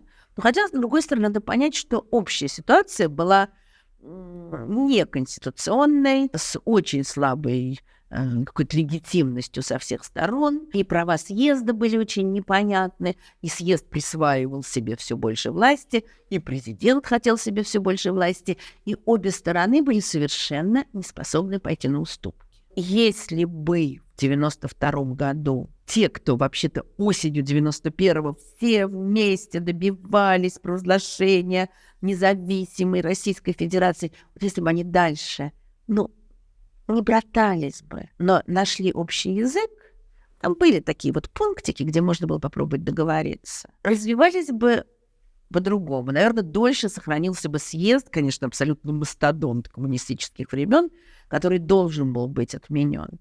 Но, возможно, он эволюционировал бы, его отменили бы как-то более мирным путем. Но этого не произошло. Ельцин был не готов на уступки, но эти усевшиеся там коммунисты и же с ними, а и же с ними были ужасные люди, они тоже были не готовы на уступки. После разгона съезда и расстрела Белого дома, как мы знаем, уже происходит референдум по принятию новой Конституции, начинаются интересные вещи, потому что, как мы понимаем теперь, Конституция эта давала огромные права президенту. Ельцин сам сказал в одном интервью: у президента России ровно столько полномочий, сколько нужно ему для выполнения своей роли по реформированию страны. В тот момент это казалось совершенно разумным.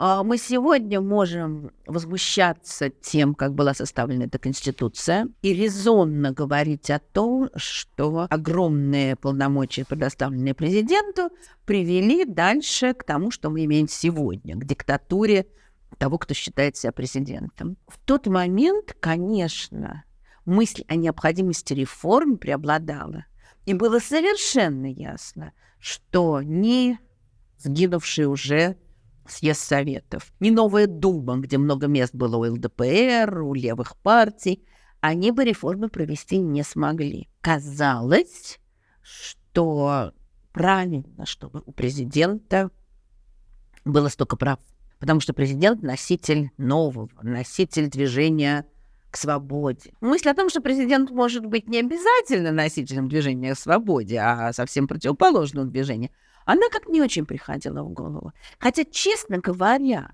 мне вот сегодня кажется, что дело не столько там в президентской или парламентской республике. Я совсем не уверена, что если бы Конституция 93 года давала парламентскую республику, что дело бы не закончилось тем же, чем закончилось сегодня. Потому что все-таки дело не только в Конституции, а дело в развитии независимых институтов. А вот этим Ельцин не занимался. И надо признать, что никто из нас этим не занимался. Ельцину, конечно, очень нравилась эта его большая, сильная власть. И когда его там за глаза называли царем, а может быть, не совсем за глаза, так что он это слышал, это могло происходить где-то там вроде бы в насмешливой форме, да, там, Бориску на царство. А где-то, когда его приближенные говорят, ну, царь сказал. Это не значит, что он там хотел династию создать, но он ощущал себя таким. Есть воспоминания Немцова, которым он поделился в одном интервью, о том, как Ельцин, рассердившись, сказал ему следующее. Вы с Чубайсом смеетесь надо мной и думаете, что я пьяный, глупый, а я это все понимаю. Но только вы имеете в виду, я президент, а вы бояре просто. Да, вы умные, да, вы образованные, но бояре просто. Я вас не боюсь, это вы меня должны бояться. И мне бы тоже очень хотелось понять, вот как произошла такая эволюция. Ну, он был очень властным человеком, которого боялись и в Свердловске. Но вот как он своим бывшим соратникам, почему бывшим, как он своим соратникам говорит вот такие вещи, для этого надо было сильно измениться. Вот где, когда, в каких моментах он менялся. Он формально делает очень много для того, чтобы порвать со старым коммунистическим режимом, который ему неприятен. Ему неприятна коммунистическая партия, вот лично ему доставившая много неприятностей, которая принесла очень много боли стране, и это для него тоже важно, и он это тоже понимает. И он теперь знает куда больше, скажем, о сталинских ужасах, чем он знал в детстве. И это для него важно. И он пытается избавиться от КПСС и пытается запретить КПСС, хотя у него это не выходит. Но дело даже не в этом. Он, значит, снимает пост номер 1 у мавзолея Ленина. Он делает государственным флагом триколор, а не красный флаг. Он реконструирует Большой Кремлевский дворец, чтобы такое российское величие, российская мощь были понятны. Он отменяет сталинский гимн и делает гимном музыку Глинки. Он делает очень много таких знаковых моментов. Но тут и оно, что это знаковые моменты, а за ними должно стоять что-то другое. А вот этого другого не происходит. И это интересно было бы тоже понять, почему не происходит перемены институтов. Говорят, что где-то еще в конце 91 года Гаврил Харитонович Попов просил Ельцина поставить его во главе КГБ для того, чтобы демонтировать эту машину. Я не знаю, удалось бы это ему или нет. Попов меня вызывает очень большое уважение. Но сражение с КГБ дело непростое. Но, во всяком случае, он бы попытался. Ельцин этого не делает. И потом он не раз будет говорить, и с гордостью будет говорить о том, что он не допустил полного разрушения старого, потому что, ну, грубо говоря, потому что это привело бы к хаосу. Он рассказывал о том, что он видел вот это вот море народное и разные действия энергичные в августе 91 года, и что ему это напомнило октябрь 17 года. У меня перед глазами встал призрак октября. Погромы, беспорядки, грабежи, перманентные митинги, анархия, с которой и начиналась эта Великая революция. Превратить август в такой вот октябрь 17 года можно было одним движением руки, одной подписью. И я не пошел на это. И не жалею, что не было сделано. Не было ничего подобного даже Нюрнбергу, условно говоря, Нюрнбергу. Понятно, что никакого Нюрнбергского процесса в России быть не могло, но не было никаких попыток наказать вот то, к чему он призывал так долго, хотя бы назвать поименно тех, кто несет ответственность за происходящее. Был какой-то вот, на мой взгляд, совершенно шутовской процесс над КПСС, бессмысленный, а вот реальных попыток осудить людей за конкретные действия не было. Даже хотя бы за то, что делалось во время перестройки. Там, тех, кто стрелял в людей в Вильнюсе или Риге, или тех, кто лопатками бил в Грузии. С другой стороны, остались институты. Остался старый механизм. Ельцин когда-то сказал Геннадию Бурбулису, КПСС была мозгом страны, а КГБ – позвоночником. Тимоти Колтон комментирует. И вот разрушить спинной мозг после того, как опустела голова, ему явно очень не хотелось. В 92 году он говорит группе журналистов, как нетрудно было удержаться, а был ведь соблазн многие говорили, давайте мы копнем снизу. Ну, знаете, копать на 15-20 миллионов, плюс их семьи, которые пострадают, это мы взорвали бы все общество. То есть не было люстрации, не было обнародования тайных архивов. Был чуть приоткрыт доступ, скажем, к архивам КГБ, но далеко не ко всем. По-настоящему архивы не были обнародованы, имена доносчиков не были обнародованы, именно потому что как же можно обижать людей. Во многом за это мы сегодня расплачиваемся. Он, конечно, совершенно не понимал, как менять систему.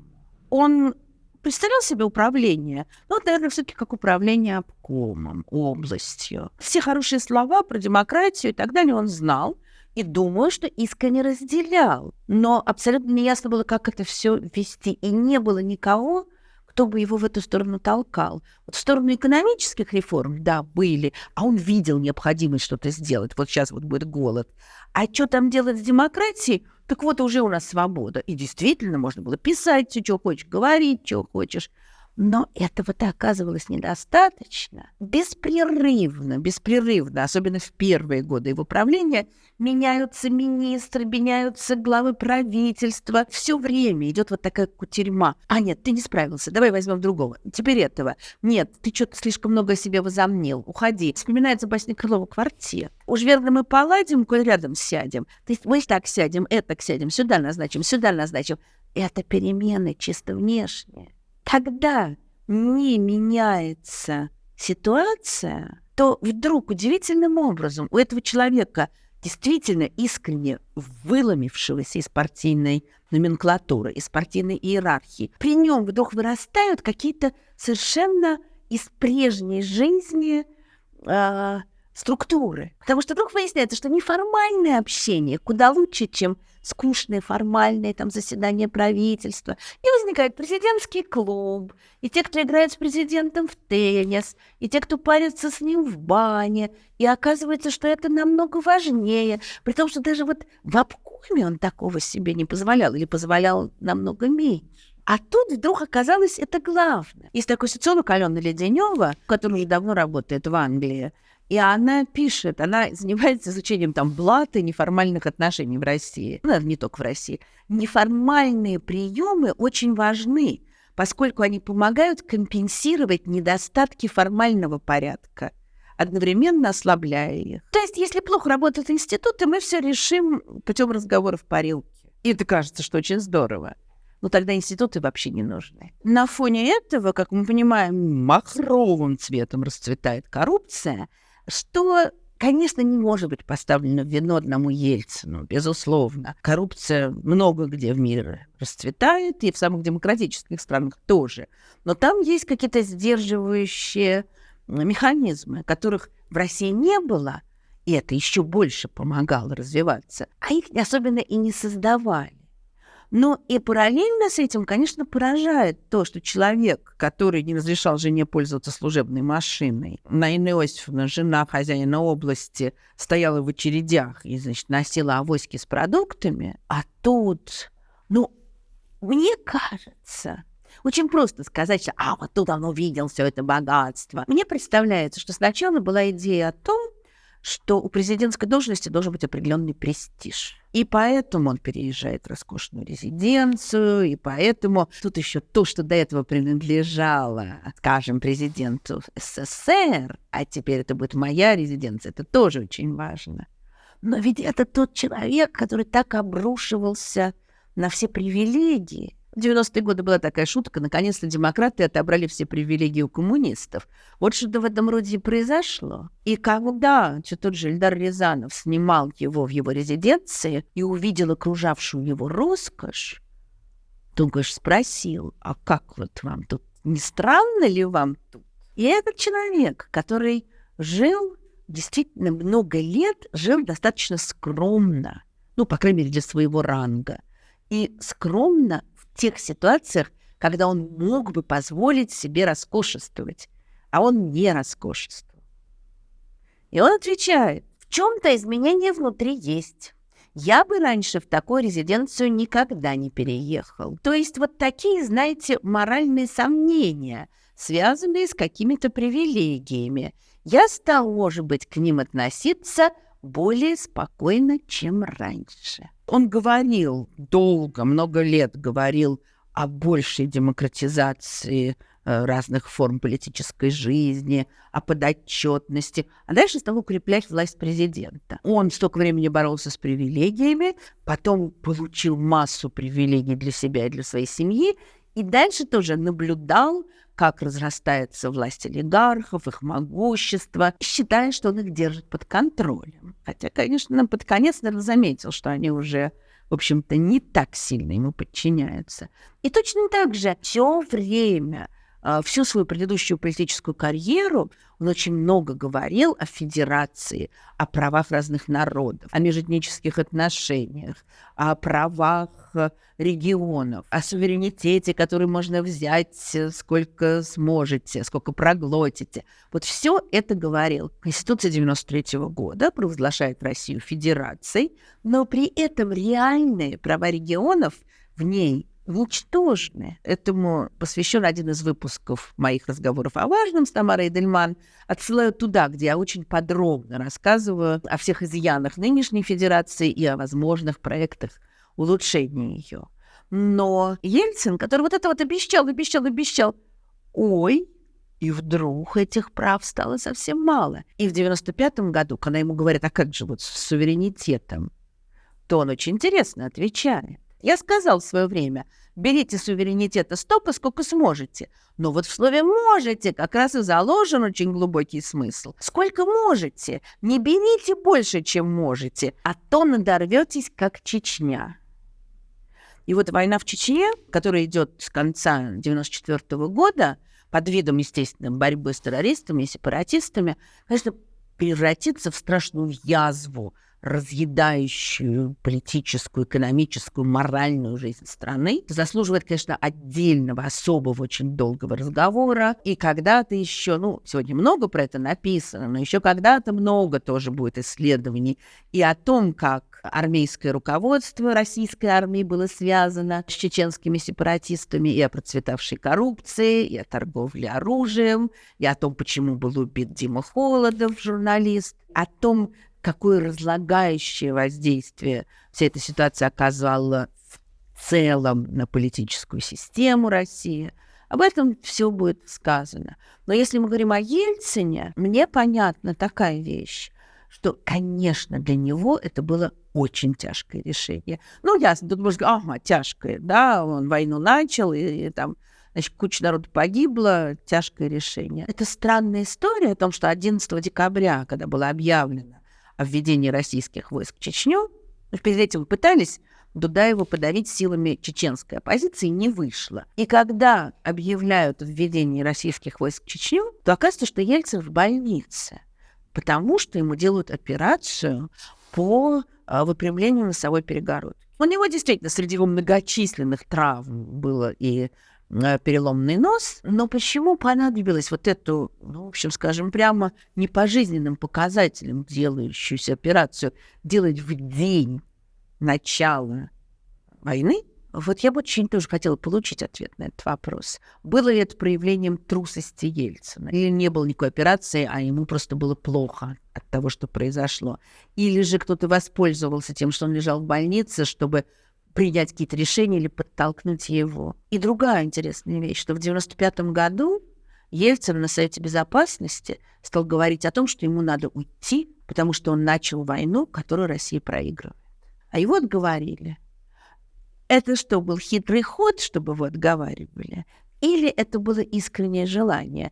Вот я склоняюсь к искреннему желанию. Может быть, я идеализирую Бориса Николаевича, я не знаю. Думаю, как и с Белым домом, как и с Чечней, он осознавал, с одной стороны, свою тяжелейшую ответственность за происходящее, а с другой стороны, он приводил себе доводы, говорившие о необходимости этого, о необходимости проводить реформы, о необходимости бороться с сепаратистами, и действовал в соответствии с этим. К середине 90-х Ельцин представляет собой печальную картину.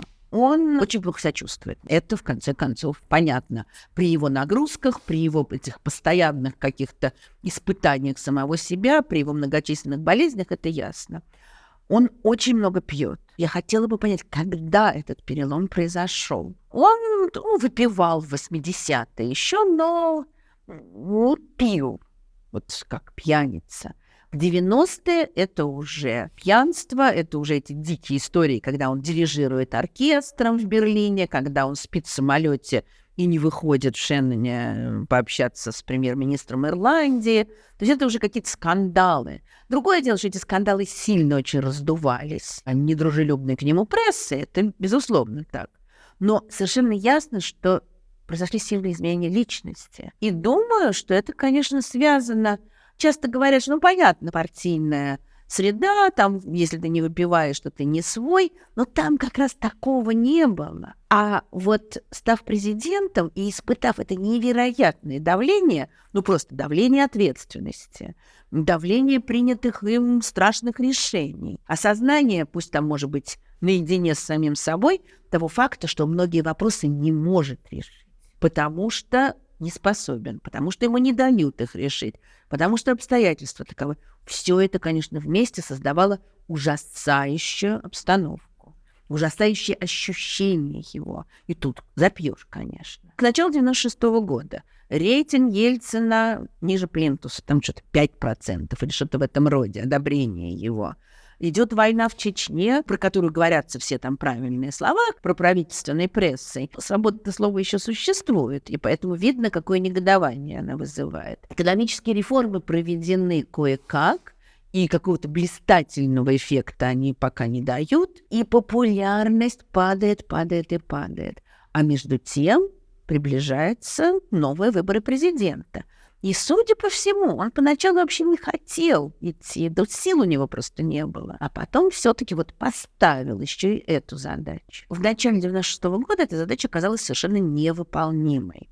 Был комитет по подготовке, предвыборный штаб, скажем так, который сначала возглавлял Олег Сосковец, и огромную роль там играл очень близкий в это время президенту человек, начальник его охраны Александр Коржаков. И что-то ничего не могли сделать. И все получалось очень плохо. Вот у меня такое ощущение, что когда там он беседовал со своими, ручными, скажем так, олигархами в начале 96-го года, и Чубайс ему сказал: Борис Николаевич, рейтинга нет. Вот у меня такое чувство, что в этот момент он говорит: вот я вам докажу. И вот уже подготовка к выборам передается другой группировке, и Чубайс, конечно, проводит совершенно потрясающую избирательную кампанию. При том, что, глядя из сегодняшнего дня, понимаешь, на каких струнах пропагандистских она играет. Все главные лозунги знаменитые этой кампании, прекрасно сработавшие лозунги, они все давят на чувства.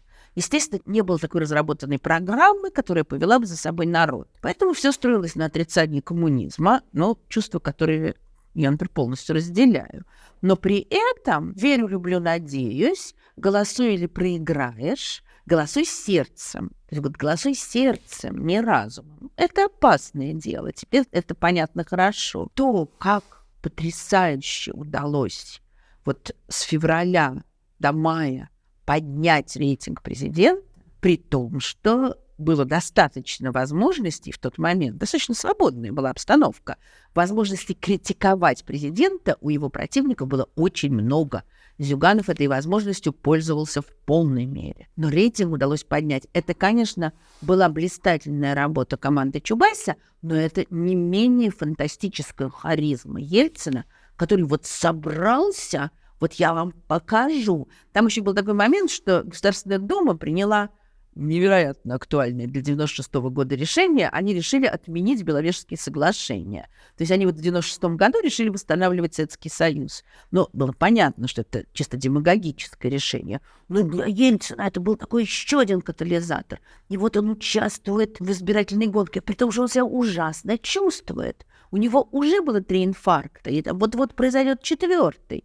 И он танцует, как мы знаем, и он ездит, и он разговаривает. Причем сначала его охранники прикрывали, потому что популярность-то падает. А потом он понял, что ему надо по-старому действовать, и он выходит к толпе. И здесь я бы хотела вернуться к тому, о чем я уже несколько раз говорила, что для него всегда важен народ. В Свердловске надо, значит, там народ кормить или попросить народ, чтобы на картошку ехал, или чтобы вопросы задавал. В Москве, когда он на троллейбусе едет, реформы проводит, он все время думает о народе. Это очень хорошо, это правильно. Так и должен поступать любой руководитель. Все верно. Но давно уже я думаю о таком человеке, которого звали Гильермо О'Доннелл. Это был политолог, социолог, который жил в Аргентине, потом в Бразилии, потом в Соединенных Штатах. И он там у себя в Латинской Америке насмотрелся на разных диктаторов или людей, стремящихся стать диктаторами в достаточном количестве. Он сформулировал очень интересное понятие «делегативная демократия». То есть это такой строй, когда, вроде бы есть все демократические структуры, но они не работают. Вот он считал, что такая демократия возникает обычно после крушения авторитарного режима. Что-то создали, там быстренько сляпали, парламент, еще что-то. Сил у них нет. И тогда, писал он, совершенно еще не подозревая о Борисе Николаевиче, и тогда люди начинают искать спасителя. И появляется спаситель, правитель, который как бы уважает эти демократические институты, но вообще-то он правит авторитарно. При этом вот одна из черт, он все время подчеркивает, что его выбрал народ. Это, кстати, все диктаторы очень любят. По одной простой причине. Это еще раз говорю, это очень хорошо, когда тебя народ выбрал. Но когда все время обращаются к народу, это значит, что обращаются через головы партий, через головы парламента, через голову независимого суда. Просто вот меня все выбрали. Почему все диктаторы так любят референдумы? А вот там эти политики что-то говорят, разделение властей, то все. А вот все пришли и проголосовали. Народ меня выбрал, на вас плевать. Это у Ельцина, конечно, тоже было. И для него, в общем, так, потеснить демократические институты, он не хотел этого делать специально. Но ради народа и ради моей власти, этой народной, можно было сделать многое. То, как он собрался и пошел к народу, и стал возвращать их любовь. Пусть даже это была уже любовь, вызванная испугом перед коммунистами. Тоже такое было огромное достижение. Дальше проходят выборы. Как мы знаем, они проходят в 2 тура. В первом туре ни один кандидат не набирает достаточного количества голосов. Во второй тур выходят Ельцин и Зюганов. И Ельцин совершает хитрый шаг, когда он делает генерала Лебедя, очень популярного, занявшего 3-е место на выборах, главой Совета Безопасности. Лебедь призывает своих сторонников голосовать за Ельцина, и Ельцин побеждает. Сейчас очень много говорится об этих выборах, и я тоже уже об этом говорила в лекции про 90-е, но сейчас скажу тоже применительно к Ельцину. Сейчас очень распространено представление о том, что эти выборы были сфальсифицированы. Вот примерно так, как фальсифицируются все выборы последних лет. Между тем, очень большое количество серьезных ученых, демографов, географов, статистиков очень интересно объясняют и доказывают, что эти выборы не были сфальсифицированы. Замечательный ученый Дмитрий Орешкин, один из создателей системы наблюдений в России за выборами, он очень четко все сформулировал. Он уже несколько лет назад сказал, что, конечно, эти выборы были не идеальны, но это не сравнится с нынешними фальсификациями. Это вообще другой уровень. Не было, во-первых, этих всех механизмов разработанных, всех этих каруселей и так далее. Вообще единственный способ фальсифицировать практически был просто переписать протокол. А это довольно легко контролировалось, по крайней мере, в городах. Орешкин считает, что было несколько регионов, где очень жестко контролировали выборы и фальсифицировали. Это Северный Кавказ, это Поволжье, Южная Сибирь, Бурятия. И там в основном фальсифицировали в пользу Зюганова. Было несколько регионов, где фальсифицировали в пользу Ельцина. Это там, где были такие молодые администраторы, очень заинтересованы в связях с Кремлем. Скажем, Калмыкия, Ингушетия. В Москве, очевидно, тоже было, хотя там не совсем понятно. Но вот такого массированного, повсеместного, как сегодня, не было. Поэтому разговор о том, что это были полностью сфальсифицированные выборы, это не так. И, конечно же, очень интересно было бы понять, как эту всю ситуацию осмыслял Ельцин. Как мы знаем, на Ельцина давила вот как раз группа Сосковца и Коржакова, которые считали, что выборы надо отменить, перенести их, по крайней мере, на 2 года, 2 года управлять с помощью президентских указов, то есть ввести свою диктатуру. И вообще, вот потому как Ельцин эволюционировал в течение этих лет, он должен был бы на это согласиться. И это должно было бы ему понравиться. Вот просто я и народ, и все. А он все-таки не согласился. Переубедил его просто Чубайс, как часто считается.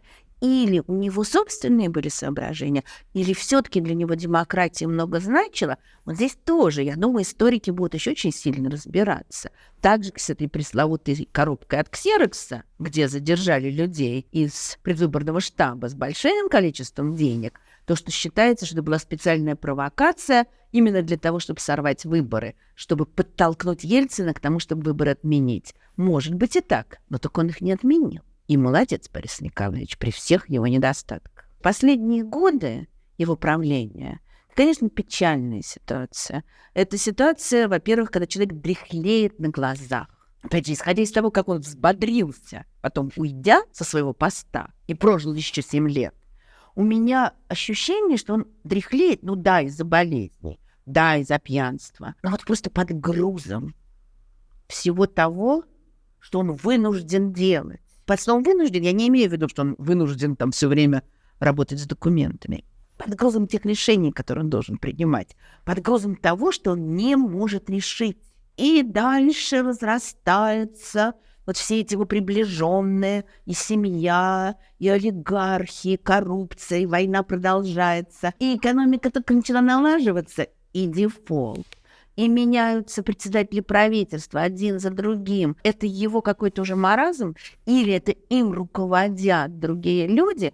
Может быть, и так, и так. Но, во всяком случае, это, конечно, какое-то вот ощущение распада, ощущение бессилия. И это ужасно трагично. Я все опять думаю о том романе, который когда-то кто-то напишет. Этот человек, всегда гордившийся своей силой, физической и духовной, он оказывается совершенно бессилен и физически, и духовно. И когда он уходит 31 декабря 1999 года, он ведь тоже, во-первых, совершает неожиданный поступок, необычный поступок. Дорогие друзья, дорогие мои, сегодня я в последний раз обращаюсь к вам с новогодним приветствием. Мы можем тоже говорить, что его убедили, его подтолкнули к этому, чтобы облегчить путь Путину к власти. Но он соглашается на то, чтобы отказаться от той власти, которая так много для него значит. И когда он публично просит прощения у всей страны, это уж такая вещь, которой вообще-то не часто правители российские и не только российские нас балуют. Я всеми силами старалась показать, насколько противоречивой и сложной была фигура Ельцина. И как человека, и как политика, как исторического деятеля. И уже сегодня оценки самые разные. И будет еще больше. И совершенно по-другому будут на него смотреть. И в результате того, что он привел к нам Путина, а потом через лет 20 что-то совершенно еще новое откроют в нем. И я не сомневаюсь, что эту фигуру будут осмыслять все снова и снова. В завершение несколько оценок Ельцина, сделанных людьми, чьи мнения, безусловно, заслуживают уважения и обдумывания, независимо от того, согласны мы с ними или нет. Борис Немцов когда-то сказал: Ельцин – настоящий русский царь. Вот и все. Со всеми плюсами и минусами, с бесшабашностью, с загулами, с решительностью и отвагой, иногда с робостью, хотя редко. В отличие от злых русских царей, Ельцин – добрый русский царь и не злопамятный совсем. Все-таки его комплекция играет роль, такой огромный мужик уральский. Это взгляд Немцова. Я не знаю, сохранил ли он его до конца жизни, но так он, по крайней мере, говорил. Недавно Алексей Навальный своего заточения сумел передать удивительный совершенно текст, удивительный по своей глубине, по своему эмоциональному напряжению, который называется «Мои страх и ненависть». Я не совсем там согласна, несмотря на мою большую привязанность к Алексею Навальному. Но вот я не согласна с тем, что выборы были фальсифицированы, о чем я уже говорила. Но там есть очень глубокие наблюдения, очень глубокие оценки. Ничего я не могу с собой поделать. И люто, бешено ненавижу тех, кто продал, пропил, растратил впустую тот исторический шанс, что был у нашей страны в начале 90-х. Ненавижу Ельцина, Стани и Валей, ненавижу Чубайса и всю остальную продажную семейку, которые поставили Путина у власти. Это не с Путиным в 2011-м, а с Ельциным, Чубайсом, олигархами и всей комсомольско-партийной бандой, называвшей себя демократами, мы в 1994-м пошли не в Европу, а в Среднюю Азию. Обменяли наше европейское будущее на виллы Тани и Вали на острове миллионеров Сен-Барт. И когда пресловутые путинские КГБшники и ФСБшники получили свободный доступ к политическим постам, им и делать ничего не пришлось. Просто оглядеться и с удивлением воскликнуть: «А что, так можно было?» И если правила игры такие, что можно красть, врать, фальсифицировать, цензурировать, а все суды под нашим контролем, то мы тут, считай, неплохо развернемся. Как я уже сказала, я не во всем здесь согласна, но надеюсь, что когда Алексей Навальный выйдет на свободу, и мне хочется надеяться, получит власть, то тогда мы с ним сможем спокойно и дружелюбно это обсудить. Но во всяком случае мне ясно, что здесь есть очень много мыслей, над которыми стоит призадуматься. А закончу отрывком все из того же некролога, написанного Виктором Шендеровичем, который я уже несколько раз цитировала. Он пишет о Ельцине. В нем по Бабелю квартировала совесть, хотя, может быть, и не была ответственным квартиросъемщиком. Но когда он извинялся, уходя, он делал это искренне. И в последние годы, по многим свидетельствам, тяжело переживал происходящее в России, несомненно чувствуя свою вину за многое. При его характере можно себе представить, чего ему это стоило, но ходивших с плакатами Ельцин Иуда не бил ОМОН, финансировавшие Примакова не сидели в тюрьме, и парламент был местом для дискуссий и даже процедуры импичмента. Ну, можно на это, конечно, сказать, а как же со съездом? Да, со съездом по-другому, а потом вот так. Лучшие дни и часы Ельцина – дни и часы, когда он дышал в такт с Россией. Но он не был бы русским, если бы не был способен на саморазрушение. И он никогда не стал бы первым секретарем Свердловского обкома КПСС, если бы не умел перешагивать через людей. Он был плоть от плоти номенклатурной и плоть от плоти народной. Вот так вот одновременно. И при всех ельцинских экзерсисах Россия не была для него углеводородной недвижимостью, как для тех, кто пришел ему на смену. Да, это была зона власти, но и зона ответственности, и боли, и гордости, и мечты. И, наконец, по-моему, самые замечательные слова из этого замечательного некролога. Но он попросил у нас прощения. Простим ему, тем более есть за что.